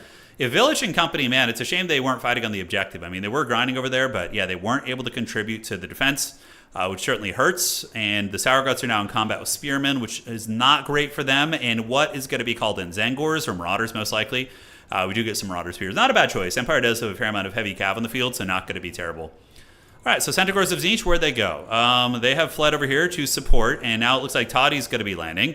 And Toddy actually lands amongst 3 single entities, which is kind of risky, including an Exalted Hero of Tzeentch, who, of course, is a halberd unit. Oh, that thing just punched Toddy in the face, and, of course, Village gets in and does a nice little attack there. And Toddy realizes the mistake of his ways and is going to be fleeing the scene. And now we get Centaurs of Tzeentch into the Demogryph Knights with halberds, but the demis are going to get a regrowth here. And there's 2 demis, including the Griffites. This is going to be a crushing loss for Tzeentch here in the middle. Assuming the Empire just turns and fights. Looks like they want to maybe pull back to safer grounds. And is Tzeentch going to be able to get its home objective back? It looks like they are slowly starting to win the grind here. A lot of the Free Company militia eating the blue fire. And the Marauder infantry will inevitably win a lot of those fights versus state troopers. And now the Centaurs are in full pursuit. I don't know why he didn't turn and fight. He's running and taking a lot of damage in the process. I suppose he wants to get away from the hero characters. Okay, I understand that. That makes sense. So he's trying to get away from the hero characters before he turns around and fights. The Griffites, though, should just turn around and just bully these Centaurs. I think they should be able to. And the other Demogryphs do rally as well. And Village and the Exalted Hero are not super nearby. There's a Soul Grinder of Tzeentch helping in melee, a pretty good fighter, but the Centaurs should lose to those units. And now we got Big Toddy coming over, but that's going to be a little bit scary. On the flank, though, Chaos does have reinforcements coming in. So outside we have the Marauders and the Furies. Honestly, using those Furies in combat here wouldn't be bad. Demogryph Knights with halberds being worn down, and where are the Furies going to go? Attacking that Jade Wizard is not a good idea. I think just moving in and maybe assisting the Senties could be good, although the Senties are now broken, so time to just run away. Yep, chasing Pistoliers is a very good call. And Tzeentch does manage to get its home objective back. All right, so how are they looking? On the outside, Tzeentch is completely dominated by the Empire. It looks like the Empire Knights and the Free Company militiamen were able to get the job done there, so some heavy duty cackling is going to be afoot. Moving on up is Village, the Curseling, and the Exalted Hero of Tzeentch. They're going to be heading on over here as the Furies dive in on them. So big fight here. Furies will die rather quickly, but there is a chance that Tzeentch is going to be able to take the home objective of the Empire because the Empire has so many assets over here.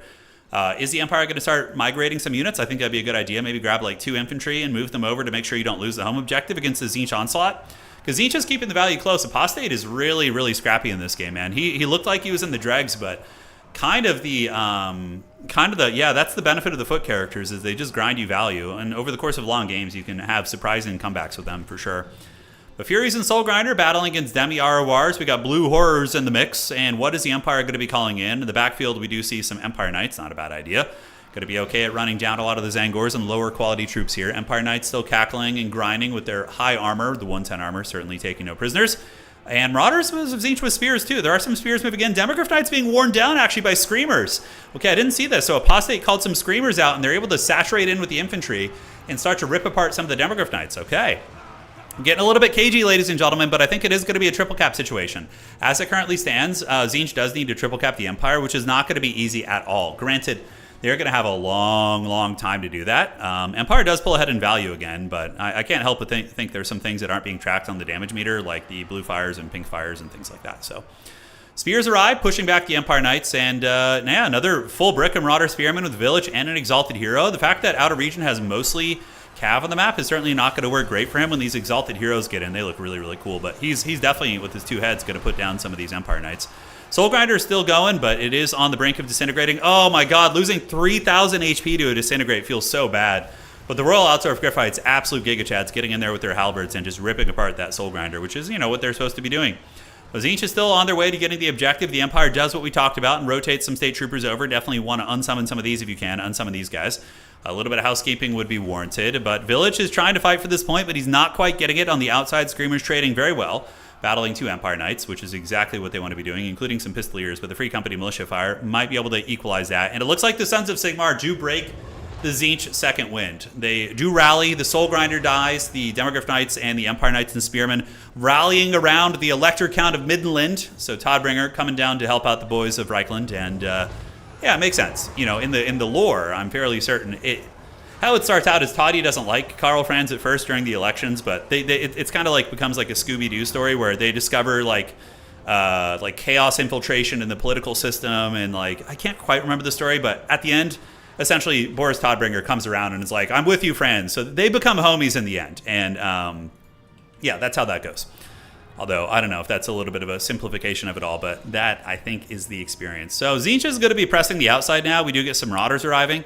Might be able to win a couple of these fights. And a second Marauder is going to be on the way. Chaos Warrior Halberds, as a matter of fact. But I don't know how they get these points, man. They're rapidly running out of time. And a lot of Empire Cav still here. Village and this Exalted Hero, though, just grinding it out versus the Griffites. Probably want to get the Exalted Hero and make sure all of his attacks are going into the Griffites with some spam clicking.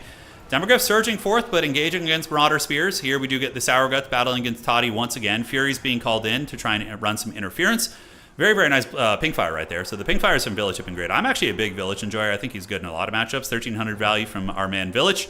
And on the outside here, what is cooking? Yeah, the Marauders are doing okay, but getting rear charged by even 22 Barded Knights here is going to be pretty bad for them. Empire maybe has an opportunity to claim the home objective. And yeah, Boris and Carl become college dorm roommates. Exactly. They become fraternity bros. Man, I had a buddy who joined I was never in a fraternity or anything like that in college, but I had a buddy who joined one.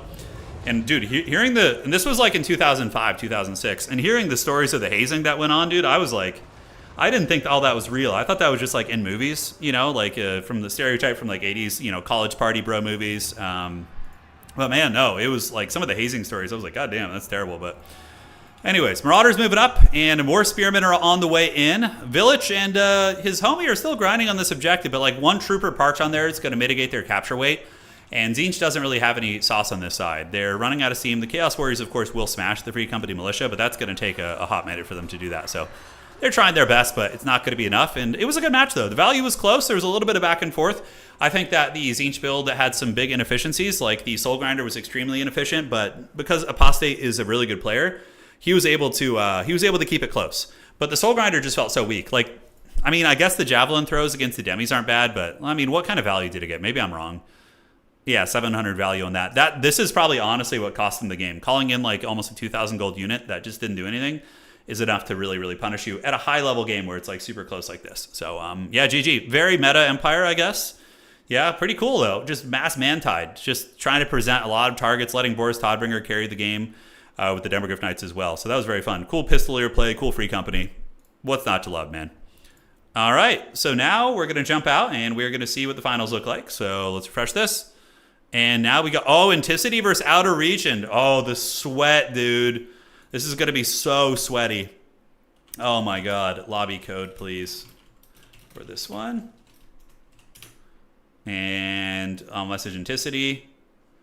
Dude, this is just going to be pure Sweatimus Maximus. Oh yeah, dude. All right, here we go. What is his password? Here we are. I think I managed to get in.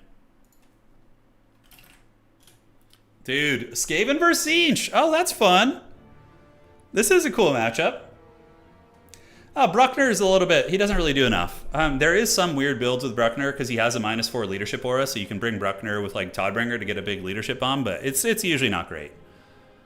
It's usually not great.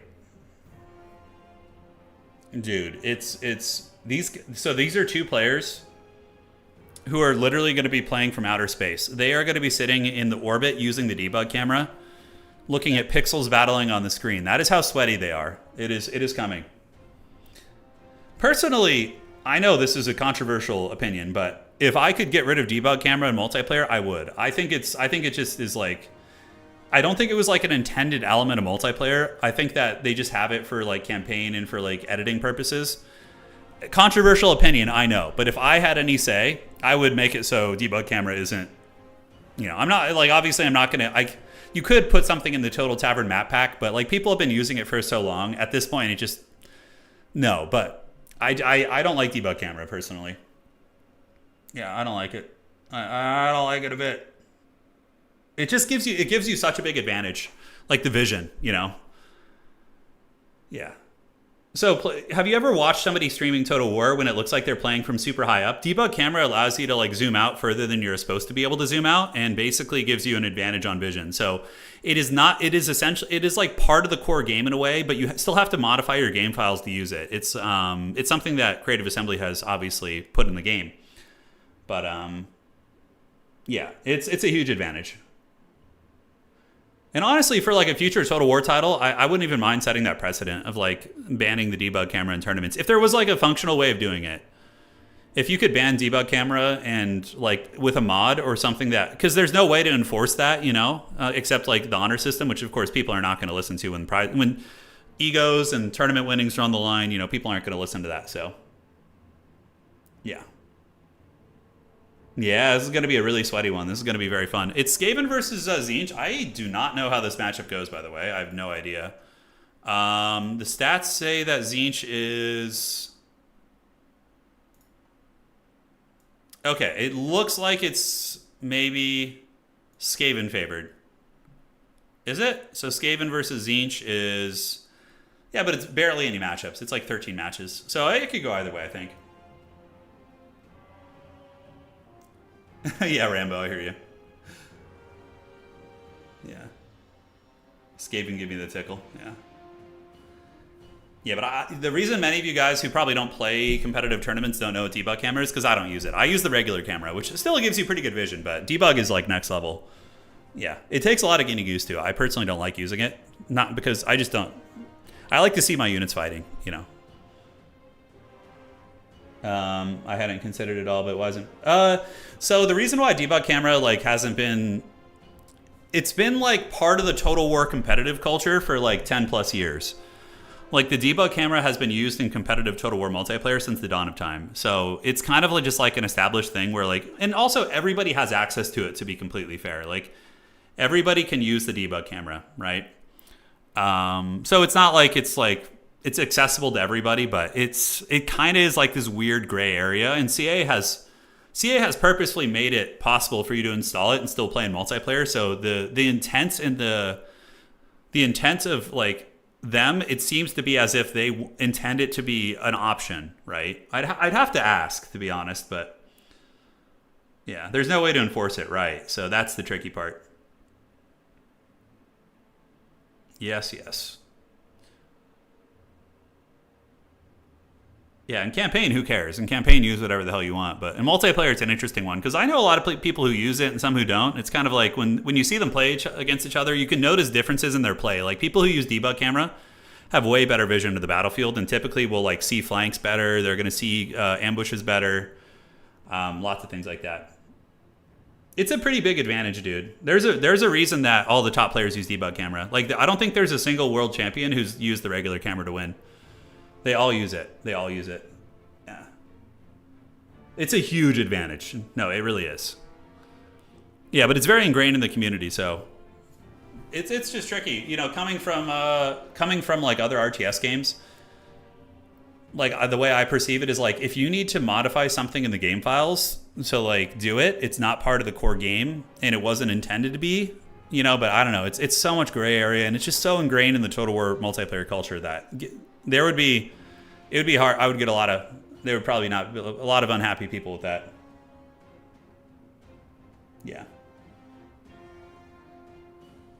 I've seen it done and it's massively it's very advantageous, yeah.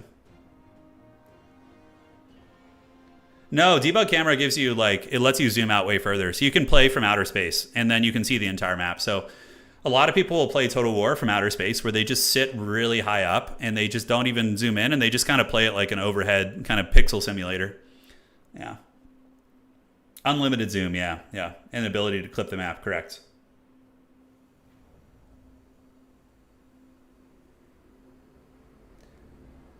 Yeah, it's a double-edged sword because it gives you, it definitely is advantageous tactically, but it also does take away the immersion. But a lot of people don't care about the units; they just want to play the game and see the interactions of things.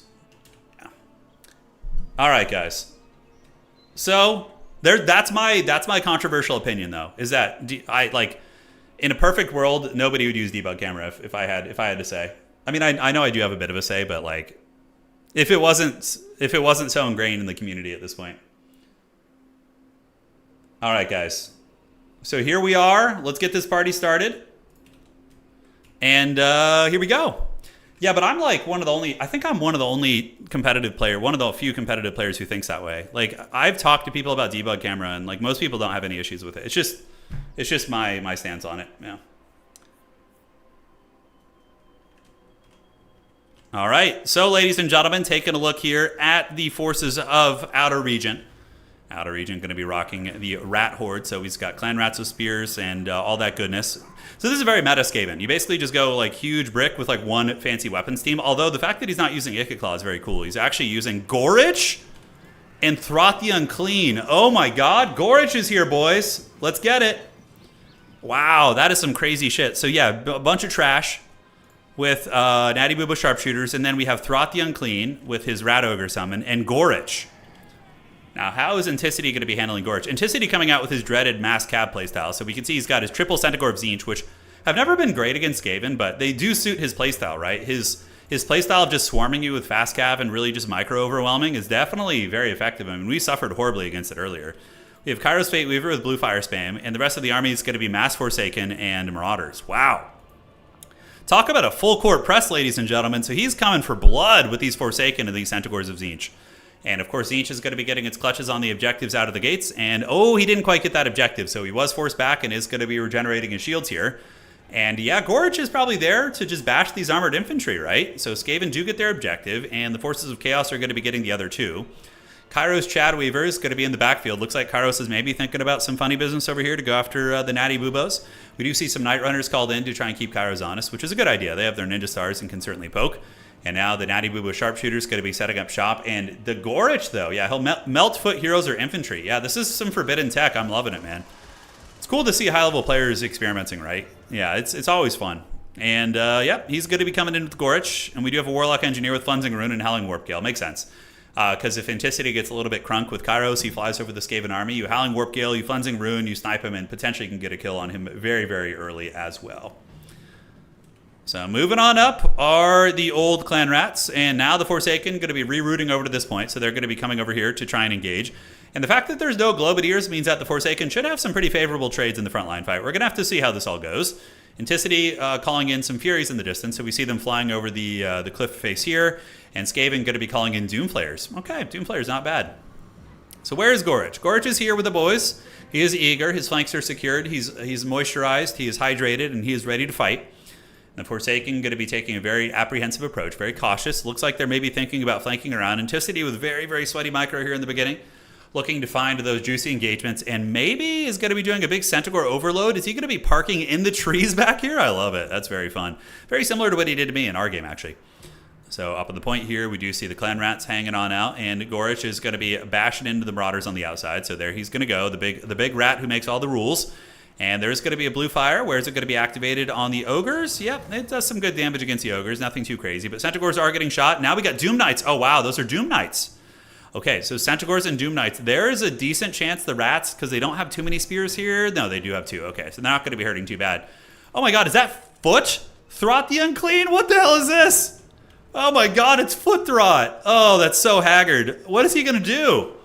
So Anticity is going to go for a mass Unga Bunga, using his just insane mobility skills to just come across and maybe overwhelm this position, because so much of the Skaven army is here. Look at the maneuvering, right? He went back and forth and back and forth, and then left barely anything fighting over here. Now Anticity has his whole army hitting like maybe 40% of the Skaven army, which is going to be very brutal. Man, if you had a final transmutation, this would just be GG right now. So Centaurs are going to be coming in, and yeah, huge envelopment. Centaurs of Tzeentch collapsing on the Rat Ogres, collapsing onto the Natty Boobos. And the Forsaken are going to be coming in as well. Dude, what a masterclass surround right there. I don't know what forbidden sauce Throth is on. Maybe he's going to be able to get some call-ins. We do see the Centaurs pulling back. And Flensing Rune is activated. Really, really good Flensing Rune from Outer Region. Potentially going to be pulling back some value. And yeah, maybe going to punish this position, right? Because that is one downside of this. The Skaven are able to defend using their AoE magic. And will they be able to hold? Skaven are holding on to the objective 3, but now Outer Region's going to be coming over here and pushing towards the other point. So will Anticity's all-in work? He does immediately crush one of these Rat Ogres. Disgusting beatdown right there with the Centaurs. And now the Centaur is going to be bouncing across going after these Ogres as the Forsaken continue grinding. And the value is being pulled back a little bit for sure, as the Ogres, the reinforcing units, are getting folded up here. And objective 1 now belongs to Tzeentch, but the home objective of Tzeentch could be in some danger. Is Anticity going to be trying to defend it? Probably not too heavily, but yeah, Outer Region with good instincts, seeing that there's an opening over there to go for that, and you know, trying to get back on the board here somehow. So Foot Throth the Unclean, fighting, but not doing too much. The Warlock Engineer going to be piling in. Ogres just getting absolutely wrecked. And man, every time Outer Region calls in an Ogre, it's just getting hunted by the Centaurs, which is such a good play. I don't really know how you'd reinforce that well. Probably need some Guando rats, like some Eshin Triads to support them, or maybe some like Wolf Rats or something. I don't really know, but overall, these Ogres they're getting the business, dude. X got to give it to those Ogres. So Tzeentch still has this point. Forsaken still bumping and grinding here. Kairos Fate Weaver a little bit low, so we did get beat up by that Flensing Rune. Anticity needs to be careful with that. And out of the woods, we do see some Zangors being called in to start fighting the Skaven off the home point here. But very, very close knockdown, drag-out game, ladies and gentlemen. Out of region, keeping the value close. But Anticity's mobility play, like, this is so interesting because normally Centaurs of Tzeentch would probably be a unit you wouldn't see used in this matchup. But with his mobile, like, micro and high micro tactics, he's able to get some really, really, really nice work done. Rambo asks, why were the Tomb Kings banned from this tournament? It's the host's discretion. It's not my tournament. I wouldn't ban Tomb Kings myself, but yeah, to each their own. They're very good, though. So sometimes people ban the strongest factions in their tournaments to try and diversify the meta a little bit, which is fine. It's a pick 6 tournament, so you have a lot of factions to choose from. But yeah, I probably wouldn't have banned Tomb Kings, but I understand the reasoning. It's fine. So moving on up, we do see this objective flipping back to the Dirty Rats. Objective 2 belongs to the forces of the Skaven, and the Skaven also have objectives out here. And it seems like maybe, despite Tzeentch's hardcore efforts, I mean, Tzeentch is like spawn camping the rat spawn area, which is pretty, I actually love it, man. He's just like waiting outside the base and farming whatever comes in. Like, what can Outer Region call in right now that's going to be able to deal with this? Like the Centaurs and then Kairos back here. And it does give the rest of the Tzeentch units on the battlefield some good grinding potential. But Gorich is also giga-chatting it as well. You have to remember Gorich is in here and he's beating down these Forsaken. He has a lot of good armor piercing. He hits very, very hard. So he's doing it for the Rat God, man. He is cackling all the way to the bank. So where's he going to go? He's pulling across here. And we do see the Forsaken retreating back. Anticity maybe has gotten bored of camping the rat spawn area. Although I would wager Outer Region's going to be calling in a bunch of units here soon. Zangors are on the point. Not engaged against the Clan Rats. Certainly will.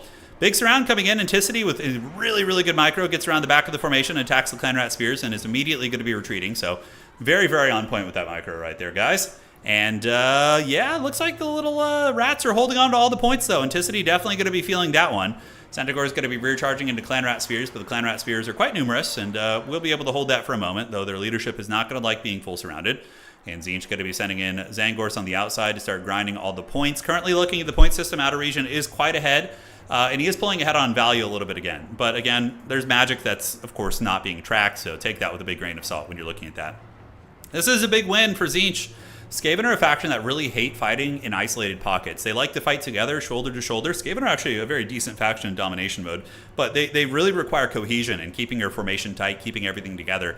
And Anticity, the way he's been playing, has been forcing the Skaven to just like spread out, which is allowing him to get some good picks. And also, Doomflayers being called in by Outer Region, about to get hard countered. Centaurs of Tzeentch will just annihilate those. Kairos is going to annihilate those. And it looks like there's a Tzeentchian army ability on the other side. It's going to be the Bombard. Really nice. Nails those rats. Oh my god, that was so clean. And that just wrecks those guys. And now the Zangors and Marauders going to get through the formation. Man, playing like a man possessed. Absolutely. So Clan Rat Spear is getting forced back, and it looks like the Dark Lord is back on the menu, guys. As the Marauder Horsemen and the Centaurs of Tzeentch going to be zooming on over towards Objective Uno. Currently, as it stands, Tzeentch does own their home objective, and they're about to take Objective 3. And they would win on just 2 objectives at this point, so they have time to work with. Flensing Rune activated, though. Really good cast. Going to be hitting quite a few units. Marauder Horsemen getting beaten down by Village. And it looks like the Doomflayers were able to survive that Centaur onslaught because of Village. Gorich, excuse me. Have I been calling him Village? Probably. As well as Throth the Unclean providing a little bit of support. Blue Fire activated, and that's going to be going after the caster there, which unfortunately is going to be a swing and a miss. Forsaken rallying, which is going to be a lot of extra stopping power, as well as the Zangors. And now suddenly it's looking like the Rats are very much in a Helm's Deep position. Outer Region has been struggling to get good quality reinforcements in. Clan Rat Spears are on the way. Doomflayers back there able to get some cleanup. And is it going to flip? I mean, Anticity can simply just hold his 2 objectives. If he just holds objectives 3 and 2, he's going to win the game. He doesn't need to play the home objective of the Rats. Granted, there's no reason not to. Like, keep him pinned back here. If the value trading is going fine, don't flip the script. Keep doing your thing, right? So here comes the Rats, about to be run over. So a Greater Demon of Tzeentch is going to be coming on down, and there they go, getting punted by the Centaurs of Tzeentch. Marauder Horsemen going to be cackling all the way to the bank here, and those little Rats do get folded off, and another Centaur of Tzeentch is going to be called out. Man, who would have thought like great weapon Centaurs against like Skaven? But yeah, he's making it work just with his really, really good micro. I mean, this is the thing. Like, if I tried to play a Tzeentch build like this, I would have definitely lost most of my shit. So he's pulling it off just with his unique skill set, his high micro, good map awareness. all the different things like that, right? So there is going to be another Kairos Fate Weaver bombardment going down right here, and that's going to be a drop in the hot steam and payload right there on those guys. So that is quite a good one. Centaur is going to be screaming up, and yeah, Outer Region really stuffed back. I mean, the problem for Outer is he's going to have to move. He's going to have to move out and grab another objective, and then that's where the mobility of the Tzeentch forces is going to be really problematic for them.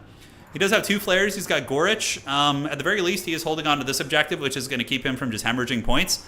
I don't think Anticity is going to go for an Alpha Strike. Probably not a good idea, considering the Creature Killer, maybe. He didn't bring it. Okay, so yeah, just keeping him busy here and poking him with Javelins and Spears is a brilliant idea. Spamming Blue Fire, like all these little guys like that, is going to be very nice. So Centaurs are there, and there is going to be some Kairos Blue Fire, so there it goes, nailing into the Doom players. Armor is going to be reduced, and they're also going to be weak to the Fire Javelins, which the Marauders do throw. On the outside, Zangor is going to be pressing up towards Objective Trace. More Forsaken being called in. Very nice, because Forsaken will be able to push back any of the infantry. And Centaurs are going to hit these overextending Doom players. So Outer Region moves out, and then the frickin' Centaurs move in and just crush them. So we see the flares get just rolled up here. Kairos is going to be pretty casual. The other Centaurs are just looking for opportunities, so they're just kind of like lurking around here to see if any of the Skaven will overextend. And one Doom player does get taken to the Shadow Realm. Although the Centaurs do, wow, they got punched in the face there by Gorich. Gorich did a lot of damage against them. Another Blue Fire going to be activated. What is it going to be hitting? And that spread out pretty well and does manage to hit these Doom players. And Skaven looks like they're going to be making a play for Objective 3, perhaps. So they are moving that direction. Gorich is, he's doing it, man. And I mean, this is still a game Outer Region is in. He is up in value a little bit, but with Magic, tricky to say. And we're generating Protoss shields on the Tzeentchian roster. So Skaven are going to make a play for this objective. They have 3, 6, 9. Oh, dude, somebody's got to make a Little John reference. But that is going to be Objective 3. And maybe they'll have a chance of getting it. But the Tzeentch army ability coming in with the steel chair and folding that position up. Absolutely brutal. Now the Terror Route's going to come in, and the Centaurs are going to be swarming in. And just like that, you know, that point is in huge danger. And Anticity, just with such good targeting, just beautiful decision-making on his units, really looks like he's going to be a cackle monster here in this game, and probably is going to be running away with things. The Centaurs chasing down the old Night Runners here, so they're going to be hunting those units down. Flensing Rune, very good usage. I still think Icket Claws. I don't understand the Throt on foot. That's one thing maybe he's worried about being sniped, but I don't know, man. Throt on foot just seems so haggard. I don't know, maybe he's good. Maybe there's the Rat Ogre summon isn't useless, that's for sure. So Skaven holding on to the objective, but not for long. We are going to be seeing the forces of Tzeentch move on to the point with 8 capture weight right here, and they're going to flip that, and that's going to be GG, I think. If that flips, I don't see how the Skaven are going to get these back. We do see the Marauder Horsemen fighting here. A couple of Forsaken probably going to be able to hold this. Although we do see Night Runners coming out to maybe threaten this point. Maybe the Skaven are going to be able to get this one. And this objective looks like the Centaurs are going to get the job done and be able to flip it. It's close. Charging into the Clan Rats here, trying to break their position. And Kairos Fate Weaver is very low too. A lot of the damage value that Outer Region does have is tied up in Kairos. And he's still alive and being an annoying pigeon up in the sky. So, you think he misclicked to Throt on foot? Yeah, that would be my guess too, but I don't know. Yeah, it's hard to say. So Doom players going to be screeching on over towards Objective 3, so there they go, and it looks like Tzeentch is going to lose that. Chaos Knights coming in. I don't hate that. Chaos Knights with lances. They'll be able to beat the Doom players. I don't know about Gorich, though. Gorich might be a tricky fight for them, but here the Forsaken arrive on the back point. They're going to rip up these Clan Rat Spears. Throt the Unclean at 1 leadership, actually. So if Anticity just comes in and dives him with Kairos for like 1 second, he's probably going to break. And Throt is now broken. Okay, so Outer Region is up on points. As it currently stands, I believe Anticity would win on just the 2. Although the Skaven have gotten this one, and we do see objectives 1 and 2 belonging to the forces of the Changer. Centaur is going to be retreating back here, and it looks like the Skaven Lord is going to be running for the hills. As long as he doesn't die or get pushed off the map, the Skaven aren't going to suffer too badly. But when he gets pushed off the map, inevitably, it could happen if Kairos really commits to it, could be a changing of the guard there. So Chaos Knights do run into the Doom players. Doom players used to be very OP, but now they're pretty balanced, and the Chaos Knights able to just crush those Skaven contraptions. And are they going to be charging into Gorich is the question. I wonder. Do they have the charge order on Gorich? Kind of looks like they did, but it was a little bit of a weird entrance. They do move on to the objective. They're going to be 4 capture weight against Gorich's 3. Tzeentch cackling here pretty hard, but now for the first time in the game, we're going to be seeing Anticity passing him on points. So Anticity is going to be up on points here. And man, what a scrappy match, dude. This is everything we wanted. Just a super sweaty, just these guys rubbing their sweaty sausages together. That's what we're all here for. That is the good stuff. So Forsaken tearing through the Clan Rats. And the objective, though, could be flipping here. Tzeentch does have a little bit of play on the outside, but The Chaos Knight's actually getting bullied a little bit by Gorich. Yeah, they need to charge in. Oh, he's doing the spin to win. I love it. He's doing the Haggard spinning animation. And we get some Marauder infantry on the way up, and Skaven do have that objective. They're hanging on to it. Dude, this is so sweaty. Tzeentch is on this point, guys, and Tzeentch has passed the Skaven in points, but there's a decent chance that the Skaven are going to be able to wrestle objective 1 back. The Forsaken need to get back on the point. See how the Forsaken, none of the models are on the point? They need to get on that right now. That could maybe cost them. Although leadership on the Skaven is fickle here. It's starting to fold up a little bit. Night Runners and Ogres and all those units are in some danger, and it looks like Throth the Unclean is being escorted off the battlefield, and Tzeentch manages to stabilize that. I think that won them the game. If the Skaven had been able to get that objective back, we might have something going on. But, yeah, we're going to see. You guys like it. Yeah, masterclass of micro by Anticity for sure. So moving on the other side, we do have the Marauders of Tzeentch. Moving in, Gorich is trying his best, being an absolute Chad, but I think this is going to be the nail in the coffin. As Anticity's Centaur micro was insane this game. Like, hunting down all those, like, Rat Ogre units that were isolated, forcing the Skaven army to maneuver. That's like a really advanced skill set. And that's going to be a tournament victory for the Kraken King. He is back. He has won 4 tournaments recently. And he is looking primed and ready to go for the upcoming season finals in a couple weeks. So that is extremely hype. What a masterclass of micro, guys. Yeah, good stuff indeed. Good stuff indeed. So, 69 kills, the blessed number. Slaanesh influencing this game. And yeah, Centaur's 3,000 value, 1,900 and 2,300 value on Centaurs of Tzeentch. Wowza. And aside from that, the other Centaur got about 900. Doom Knights got shut down, but yeah, Anticity had one rough fight where he got like Cleansing Rune with a big part of his army, but aside from that, his micro was able to pull it back. So beautiful stuff indeed. If you guys enjoyed that game, drop a like. I don't know if the YouTube numbers have been, as the kids would say, very sus lately. I don't know if there's actually 3,000 people here. I don't know, man. Drop a like. Prove. Let's do a test. Drop a like on the stream. Let's see if we can get those numbers up to like a proportional number. I feel like there's some shady business. Well played to these players, man. Great match. That was so freaking sweaty, dude. And yeah, Tzeentch can work, but hard to play for sure. Hard to play. All right, guys. So as is tradition, we're going to end it on the FFA. Turn FFA. Host game. No, we gotta play this. Come on now. Let's get the FFA battle going. And perfect. So we're going to go ahead and do the Lost Temple and have some fun. So who do we want to play? Anybody's welcome to join. First come, first serve. I think you've just upgraded. No, I don't know, man. I don't know, Ryan. I don't trust it. I think YouTube, I feel as if YouTube changed something in their streaming algorithm where like people who fall asleep at their computers get sent to live streams. I swear to you. I think there's some weird funny business going on with that. I don't know what it is. Because I've been getting a lot of comments lately, like, I just woke up to your stream. I don't know who you are, but I just fell asleep. I woke up, was watching your stream, and fell back asleep. And just been getting a lot of those comments. Yeah. It's very, very suspicious. Okay. Hey, the Ogre Kingdoms. All right, let's go some Ogres, guys. We're going to go some Great Maw. We're not going to use the broken stuff, but we're going to have some fun.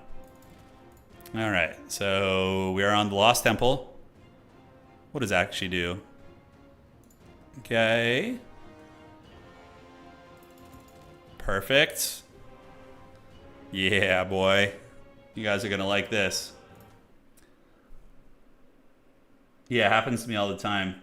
I've currently woken up with autoplay putting me in random streams. Yeah. I don't know what's going on, dude. Yeah, seriously, I want to talk. I mean, I know Spiffing Brit is like some massive Dark Lord of YouTube, but I would be genuinely interested to talk to him about it because I had some random ass live stream lately. It was like maybe a month ago, and like it had like 7,000 people watching it. It was just, it didn't make any sense, and like the like people in chat, it wasn't proportionate to a stream with that many people, so I was very, very suspicious. But yeah, it was weird. Okay, so let's do this. We're gonna play Fair Ogre units here, guys. All right. Perfect and perfect. Give us a scream to wake it up. That'd be really funny. That'd be hilarious. All right, so what do we want to use? People are ready. Oh, unit's such a meme, dude. Is it even sneaky? No, it's not even sneaky. God. God help us all.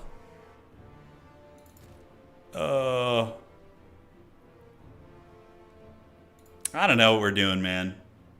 Surely it's an Elgi scheme, yeah. I should just upload a live stream of just like, we could put it to a test. I could run a live stream where it's just Beastmen ASMR sounds for like 2 hours, just Beastmen grunting, and see what happens. That would be really interesting, actually. Yeah, out of region, I'm probably just gonna, I might do one more after this. Maybe, I'm not sure. It depends on how long it takes. Yeah, probably, it might just be this one, though. Okay. You just want just Beastmen. Why can I not ready up? There we go. Okay. Oh god. Oh god. Is there lag in this lobby? This lobby is looking extra forbidden right now. This is not good. There's serious lag in this lobby. All right. Dark Age, Attack Speed Enjoyer, Roost. If one of you guys has a questionable connection, I am very nervous about this, guys. If this is lagging, if this lags, we're just going to jump out. Because it just does not look good. Okay, so let's jump out here, do this. All right. When is the Beastmen Grunt stream? It's coming, dude. Yeah. Are we going to be ASMR rubbing sweaty sausages together? I mean, okay, yeah. This is very, very shady business. Somebody jumped out. Why can we not ready up? Okay, they require 4. So somebody else try joining and let's see what we can do. You think it was you, Dark Age Rush? I saw you just leave the game, so hopefully it wasn't too bad. Okay, somebody else want to join? We got one spot open. One spot open here. The Beastmen grunt stream has just turned grunting into microphone. I mean, it could be arranged. Okay, so Roos left. Oh no. Well, we got one spot open. I know that I've played with these guys before. I usually don't have lag. Hopefully Roost it wasn't you, but I would feel bad. We can do the man eaters. he's got the Chinese John Cena there, I think. Yeah. Okay. Yeah, there's no lag now. Okay, I think it was just that player, unfortunately. Yeah, I think it was just that one player, because now when I ready up, it's not as laggy. Yeah. Thanks for stepping out, bud. I appreciate that if you thought it was you. Yeah, we're just closing up with an FFA match of the gods. That is a lobby glitch. We'll see. We will see. Let's see. I'm ready up. Once they're all ready. Worst case scenario, we'll get the same 4 people back in. But hopefully it'll just work.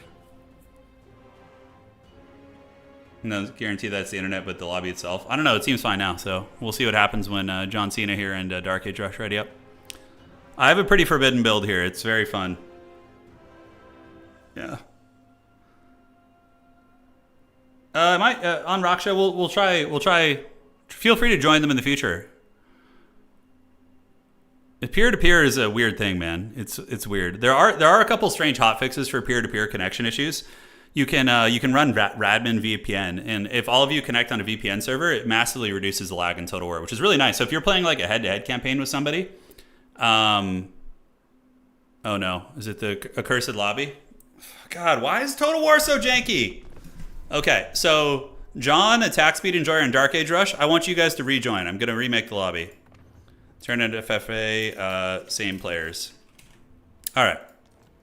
Why are you like this? Thankfully, it just saved my build. Okay, so please just rejoin and get your build set, and then we should be fine. You had double blue scribes. That is pretty forbidden, actually. That is pretty forbidden. Hang on a sec.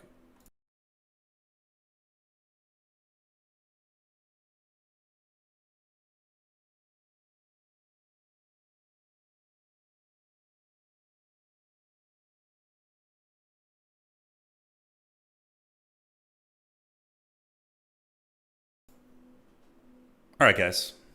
Here we are. Oh, the army's there. The spoiler. It's glorious. And let's ready up. Now it's... Okay, it's fine now. Yeah, it seems pretty quick.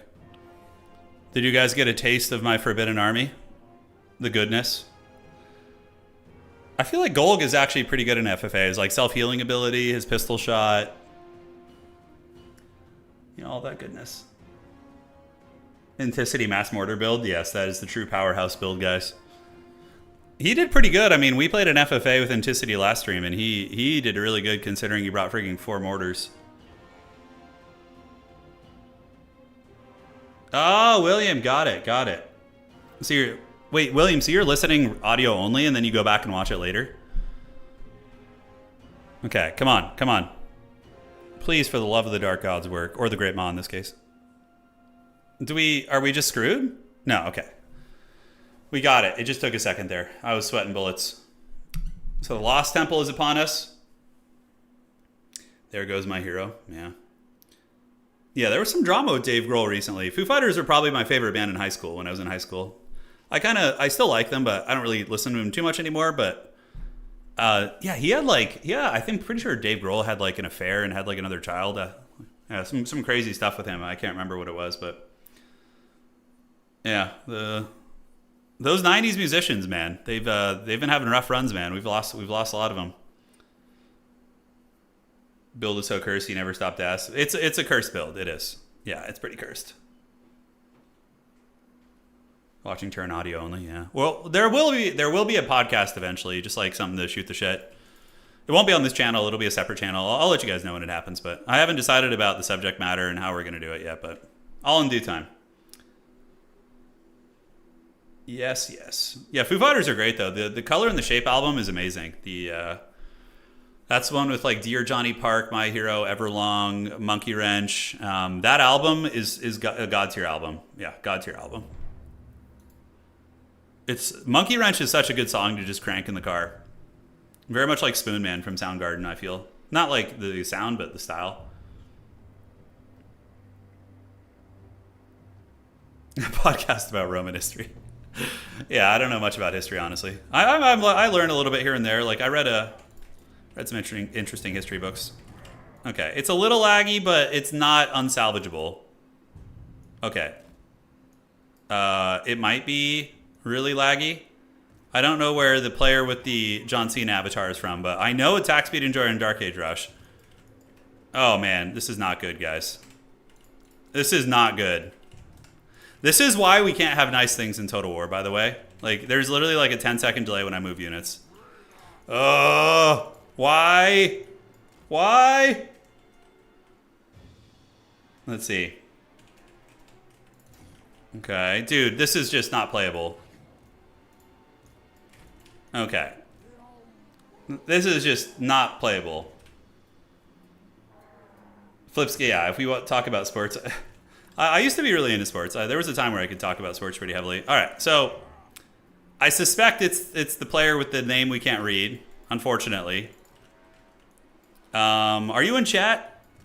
Because this is just not going to happen. This is going to take like 2 hours. Oh, I'm too weak. No, it's not you, Dark Age. I don't think it is. We played a lot. We'll see what happens here, man. Maybe it'll calm down in a little bit. We'll stop downloading the dirty business on their on their phones. Oh, and we got Steven Seagal in the build too. So what do we got over here? We got a Skaven Mass Vanguard Eshin build, which is probably deployed on me. So we want to just run to the middle. Oh, dude, this is just not even gonna happen here. Now this is pod racing, dude. This is the bane of Total War. I swear to God, dude. It's so fun, but like then we get this shit, you know.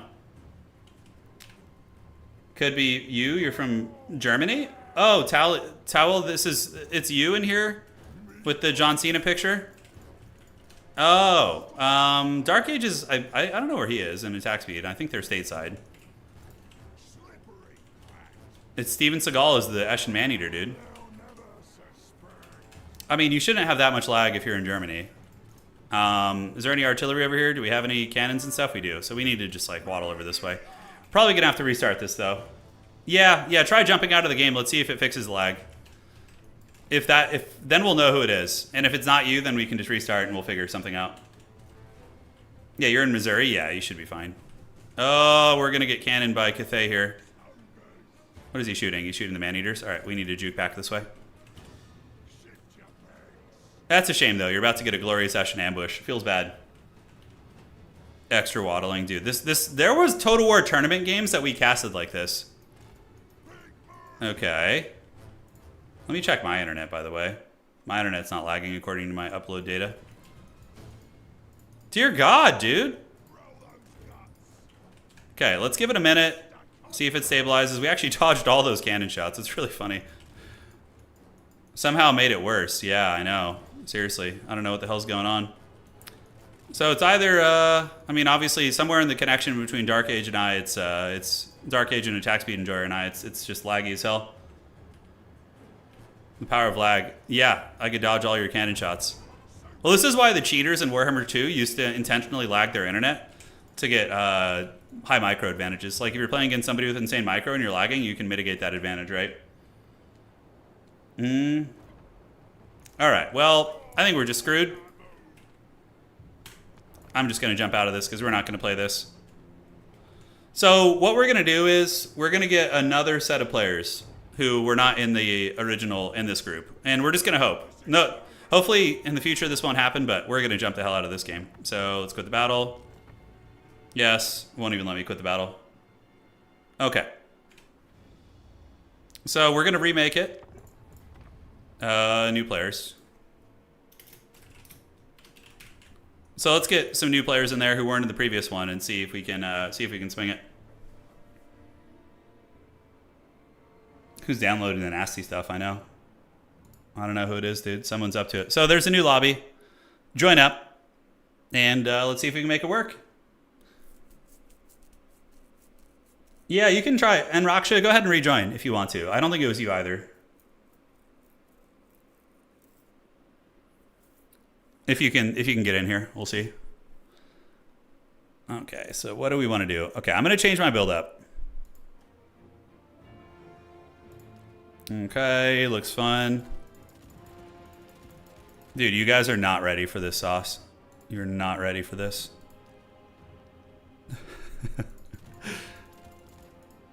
Okay, do we do that? No, that's too haggard. Oh, no, I can't do that. Okay, looking good. Yeah, hopefully this won't lag. We're going to find out. Oh my God, dude, this is so haggard. I want this to be a complete surprise when I load in. So we're gonna have some real fun with it. All right, so let's get a... Yes. Any sense in this? Dude, we're going full Bronze League heroes today, guys. Full Bronzodia heroes.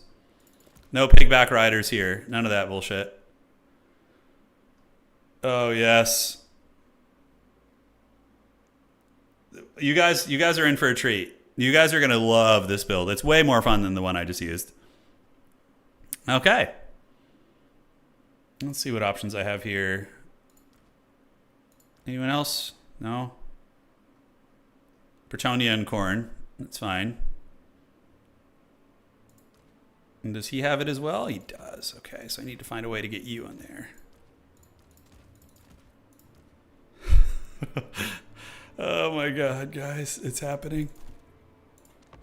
Yes. This is the most powerful FFA build I've brought in ages.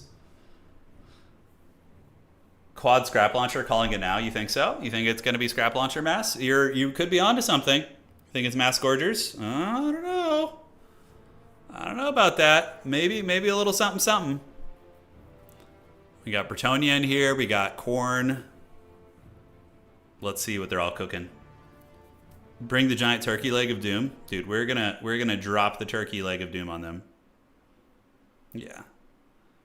We're gonna drop it like it's hot. Like a good sneaky stabbins. God, guys, we need 40k Total War And we need dedicated servers. If those two things could happen, oh my god, just imagine. I would be so excited to just be a Death Guard main, just like learn Death Guard in and out. You know, get the Plague Burst crawlers, get Mortarion flying around, some Plague Marines holding the objectives and just grinding it out. Oh, dude, it sounds so good. It sounds so good. If it's scrap launchers and gorgers. All right, guys, ready up. These builds don't need to be rocket science. Come on, let's get this party started. Hopefully there will be no lag this time. All right. I'm going to hide what I'm doing because it's going to be really funny. And I want you guys to be shocked. So just hang tight for 1 second here. We could have 8-player FFAs. Surely CA knows the power of a good 40k game with multiplayer support. You'd be surprised at that. I don't know. If I ever get the chance to go to their offices again, I'm just going to be so annoying about dedicated servers. Because when I was there back in like 2019, 2020, I was definitely going on about it. Yeah. Or like, I don't know, maybe they could make it so like the players could host their own server somehow. I don't know, like I know some games let you do that. Yeah. Tourney final. This is the real tournament finals right here. After my dreaded 1-3 performance today. At least Vampire Count's got to win. That was cool. That was pretty cool. Vampire Counts are a lot of fun. I just want to see mass Imperial Guard with some tanks and heavy artillery. Dude, that'll be so fun. 40k is cheesy and awesome. Oh, dude, 40k is going to be great. It's going to be fun. You know it's coming. It's going to come. That's what she said. But it is on the way, I'm sure. Primarchs would be insane. Yeah, Primarch would basically be like a greater demon, right? So if you have like you know, Mortarion would be like a flying great unclean one, basically. Yeah. Somewhere in that direction. If this lags, we're probably just going to call it from there because it would just be too annoying to load in. And Anna's waiting for me to go to the store, so hoping to win some DLC. Yeah, you know, I was thinking about having a beginner tournament with DLCs as a prize. Somebody mentioned that as an idea, and I thought it was a really, really good idea. Please don't be laggy. Okay, we're golden. We're golden. We're good. No lag. Yes. Okay. Uh-huh. Oh, shit. The dwarves are just going to go Thunderbarge, aren't they? It just occurred to me that we're going to get mass Thunderbarge by the dwarves. Oh, I'm not prepared. I am not prepared.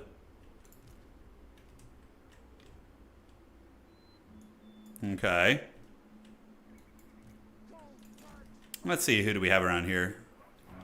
Corn is on that side as well. Okay.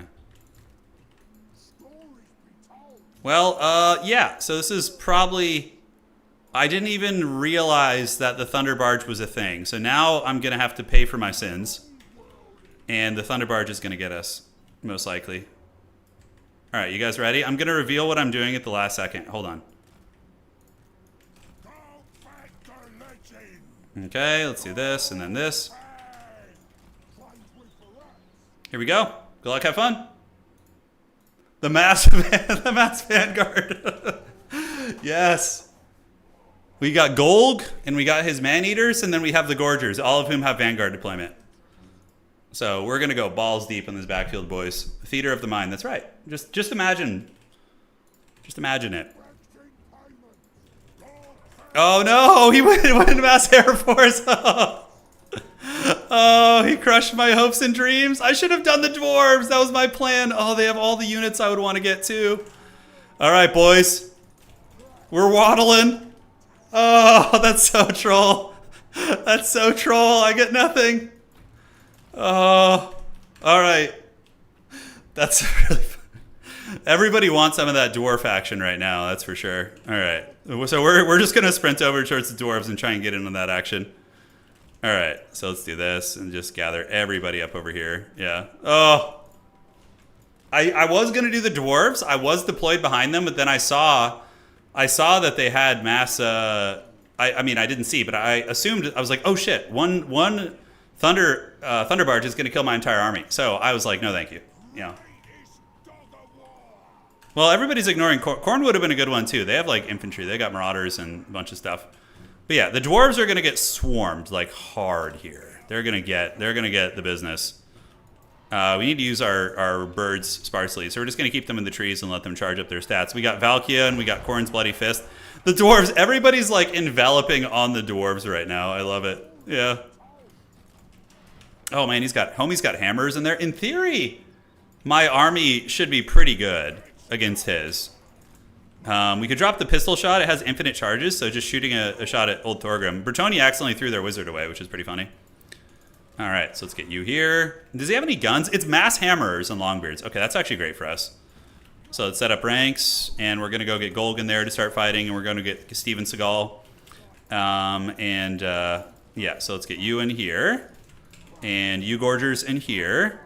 Steven Seagal in there too, and let's get the Golg's Maneaters in this unit.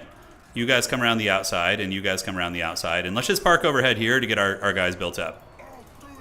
Thorgrim's coming in to party, so we're going to go ahead and debuff him with Steven von Seagal, and we can fight him a little bit. Although Thorgrim's a raid boss, he's a beast. He'll definitely beat Golg in combat, so we need to get back.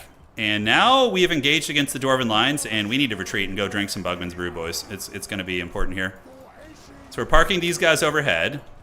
Let's go get you guys on those Longbeards. And is Golg going to escape here? Jesus, dude, Thorgrim's laying a whooping on him. Time to move. All right, let's park overhead here. Looking good. All right, so then you guys come over here, and we just go drink some of that sweet Bugman's brew and let our vultures feast to get stronger. We're going to go ahead and shoot Thorgrim with our Dread Pistol. We should counter a lot of his army. Like, what we have is very good against his, like the Golg's Maneaters. Okay, so do we shoot Thorgrim? Oh, in the face. In the face, dude. Yeah. So let's come around the top here. Are these hammers? They are. Hammers are pretty, they do hit hard, so we want to watch out for that. And let's drink the Bugman's Brew. So we got the brew going. No cannons in here, and the Golg's Maneaters take down one unit, but now they're going to be facing the dreaded hammers, which is a little bit scary. So let's pile in there, and no, I didn't bring any magic this game either. We went like full Bronzodia. Okay, do we want to help out here? How's this going to work? Steven Seagal and Golg can come over here. Yeah, and they can go get this guy. You know, I'm surprised at how hard my Maneaters are getting whooped on here. You know, they're running into some issues against this dwarf brick. Oh, they have Thorgrim, I guess, so he's like buffing them super hard. Is there anything I can go farm? Not really. We could go chase down some of these, but I want to keep the vultures to just chase off routing units later. All right, so we've gotten onto the prize. The Maneater Smoke Bomb, yes, and we're going to try and soften him up a little bit. Gorger's fighting to the last man and getting wrecked a little bit, so we're going to pull back. We've been getting shot the entire time by these damn yeomen, I think, too, so that's part of it. So let's retreat back. Steven Seagal and Golg are in okay shape, but they're trying to take on Thorgrim, which is not going super well. So we're going to get back right now and just look for some fresh fruit over here. But yeah, it is not going super good for us. Although Thorgrim's kind of getting it, but oh man, he's whooping Steven Seagal's butt, which is lore accurate. Steven Seagal's a joke. So let's come over here and get this. And the vultures have dove in, but the yeomen are... Oh, there's Royal Pegasus Knights there. Okay, that's what the problem is. Oh, I'm too weak. Help me. Can't get away from the dwarves. There's too many hammerers. Come on, Golg, get out of there. Oh, you dirty dog. Okay, at least we've isolated one unit. You know, that's good. We've gotten a little bit of a point action here. We're going to have our pistol in a couple seconds. Dude, that hammer brick is nasty. Meat Feast is going to heal. Yeah. Uh-oh. Okay. You want some of this? I'm actually not upset about these. These are Gorgers. They're unbreakable, so... We're going to turn and fight here, and we're going to go ahead and use the Massacre. That's going to give us a big combat buff. So I'm hoping we're going to be able to get it. And we're going to do Marked for Eaten on these guys. So they're going to be slowed down, and we're going to hopefully be able to chase them. Yeah, he's going to lose a couple of those guys there. All right, so the ogres are here. We're dragging down some of these units. Let's get our boy here to drink some of the brew. And oh, we can try and snipe Alberic. Let's go. Let's get Albert.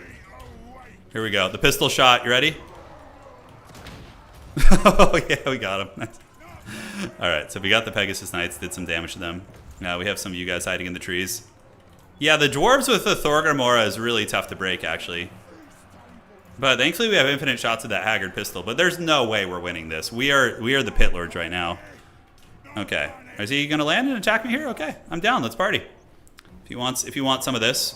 No, he doesn't.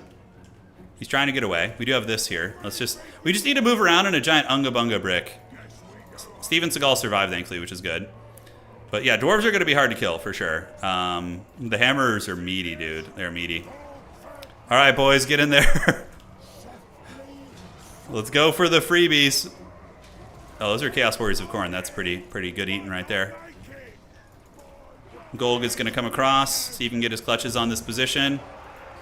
Gorger's moving in, nice and unbreakable. Yeoman still just... They're probably getting so much value farming me, these Yeoman back here. My god. Okay, one Skull Cannon. Dude, is this Chad Dwarf player going to win? With his Giga Chad Dwarven Brick of Doom? I literally have all armor-piercing anti-infantry, and I couldn't put a dent in him. Okay, so we need to just farm what we can. Meat Feast is coming off cooldown. Unfortunately, it just heals one unit, I think, so... We need to heal probably our Eshin Maneater up there. Valkia wants some. She looks like she was coming in there. Yeoman also piling in, which is great. We do manage to kill a Skull Cannon, so Valley City. And Valkia will not have a good time in this brick. She's going to die also. The Dwarves in Bretonnia are battling it out there. We're just the Scrap Lord in the distance. Yeah, oh, Valkia getting whooped on there. Do we have marked for eating right now? Let's do the smoke bomb. Oh, we're going to get her. We'll have the sniping ability here in a minute. Okay. Looks good. Dude, are we going to get her with the dreaded MLG pistol shot? Is that what's going to go? Okay. So Valkia gets away. Here we go. Here we go. The cinematic. Come on, Golg. Come on. Oh, we took her out. Yeah, baby. That's what I'm talking about. All right. So he's going for my isolated ogres, which is smart. Let's pile in here. Thankfully, we're fast and furious, so he's gonna take some damage on the way in. So we did get the MLG no scope on Valkia, which was very funny. And now we need to consider attacking the dwarves where Thorgrim isn't, right? The damn Bretonians are still just going to be trolling me nonstop. I do have marked for Eaton, but here they come. Are they actually going to fight, though, is the question? I don't know. We're going to find out. So let's get Steven Seagal and use the marked for eating ability. It looks like he retreated with some of those guys. But hopefully we can get some damage. Yeah. Okay, you guys just fight. Thankfully, they're all unbreakable, so we don't care. Dismember is activated on the Pegasus Knights. Let's make sure we're attacking them. We have some of you guys coming back, which is good. So Bretonnia is trying to just farm some points for me over here, which isn't a bad idea. Granted, I think we win this fight. The Gorgers should get it done, especially with the Dismember activated. And then it's just going to be me suffering against Thorgrim, basically. Yeah, dude, the Dwarves have just been tanking everybody and just dropping the freaking Hammer of Justice. Okay, so Golg's Maneaters get in. Pegasus Knights are 2 leadership. 40 seconds until we get it. And, oh my god, Golg's just like yelling and shit. How about we degenerate kite him for 2 hours and spam Deadeye, since it has unlimited charges. I would never do that, of course. Dude, oh, are we going to get Alberic with our pistol? That would be really funny. Alright, team. So, we do have the brew. I don't need to drink it right now. We managed to keep some of our army. We have some boys left, and Steven Seagal's still pretty healthy, too. Okay, so here we go. You guys ready for the Deadeye shot? Here we go, here we go. Oh, can we go for 2 for 2? Here we go, the cinematic from downtown. I think Thorgrim got him. I don't know if that was us, but that was so good. I love that ability. All right, time to go suffer into the dwarves. Here we go. Yeah, we have to go back to the land battle tactics of infinite draw kiting. Oh yeah, one last charge. Oh. All right, ogres. Let's use the Eshin Maneater here. Oh, looks like Bretonnia left the game. So maybe if we can defeat Thorgrim in a fight, I don't know. We're gonna try and target him with both our characters and hope. But yeah, the boys are not looking great. We need to just keep diving on Thorgrim. We'll have another pistol shot soon. Gorgers are nibbling. I mean, you know, the dwarves are taking some hits, but Thorgrim's such a raid boss, dude. Oh my god. We have Massacre. Might as well use that now. So that's going to give us a nice stat line buff on these boys. Come on, Golg. Get him. We have made contact. Okay, we've hit him a couple times. Golg is getting worked on, though. Okay, dude, we're pushing him out. We're pushing him out. Mark him for eating. We're eating dwarf tonight. Oh no, Steven Seagal's gonna run. Oh, but we're actually making some progress here. Not terrible. We got one Gorger left. The hammers have hammer timed us. Jack is just going bananas here. Come on, Gold. I'm gonna fight until my pistol charge comes off cooldown. Then we're gonna pull back here. Okay. Oh, 1200. Golg's doing it. Okay, we need to get the pistol. Push out thickness. Are you down with the thickness? Okay, he broke. So hopefully he just runs away now. Run. Oh, Steven Seagal's back. Steven Seagal with the anime kick in the face. Ready? Here it comes. Here we go, baby. You need to protect the great one here. Oh, Steven Seagal with the save. You see the shoulder check to save the Ogre Master? Oh, dude, that was pretty cool actually. So Golg is gonna be running here, and then he should rally. We'll probably rally here in a second. This was a good battle. It was fun. Yeah, it was fun. The dwarf. Everybody thought they could get to the dwarves, but it was not the case. Oh my God, he's got 900 HP, boys. All right. It's not over yet. Come on, rally. Rally for me. Golg's man-eaters are gonna come across. See what we can do. Come on, rally, homie. Rally and drink the Bugman's brew. We'll rest these guys for a second. Rally! Uh-oh. The dreaded lag in the fourth quarter here. Hopefully it'll stabilize. He's totally Steven Seagal. He's like a wannabe ninja. Come on. It's perfect. Somebody's having internet issues here. I don't know who it is. Somebody's computer is potatoing, or PC, or internet, or whatever. Dude, the hammers they did own zone everything. That's right. It'd be pretty funny if he disconnected with victory by proxy. No, he would still win. He's got 16,000 points. So you get like 2,000 for last man standing. Gold should be back in a second. Oh, dude, it's time. The brewmaster is on. So we're going to drink the brew. We're going to heal. Does it actually give you vigor too? It does. So his vigor is going to be replenished. That's pretty funny. Here we go. Here we go. So let's get the man-eaters coming on in. Come on. Come on, homie. Use that 42 movement speed. It's fast in comparison. Okay. We're coming for it. We're coming for it. We need to get close where we can see the white of his eye. All right. Come on, come on, come on, come on. Trample him over. Get out of the way. Okay, it's good enough. Here we go. Pistols out.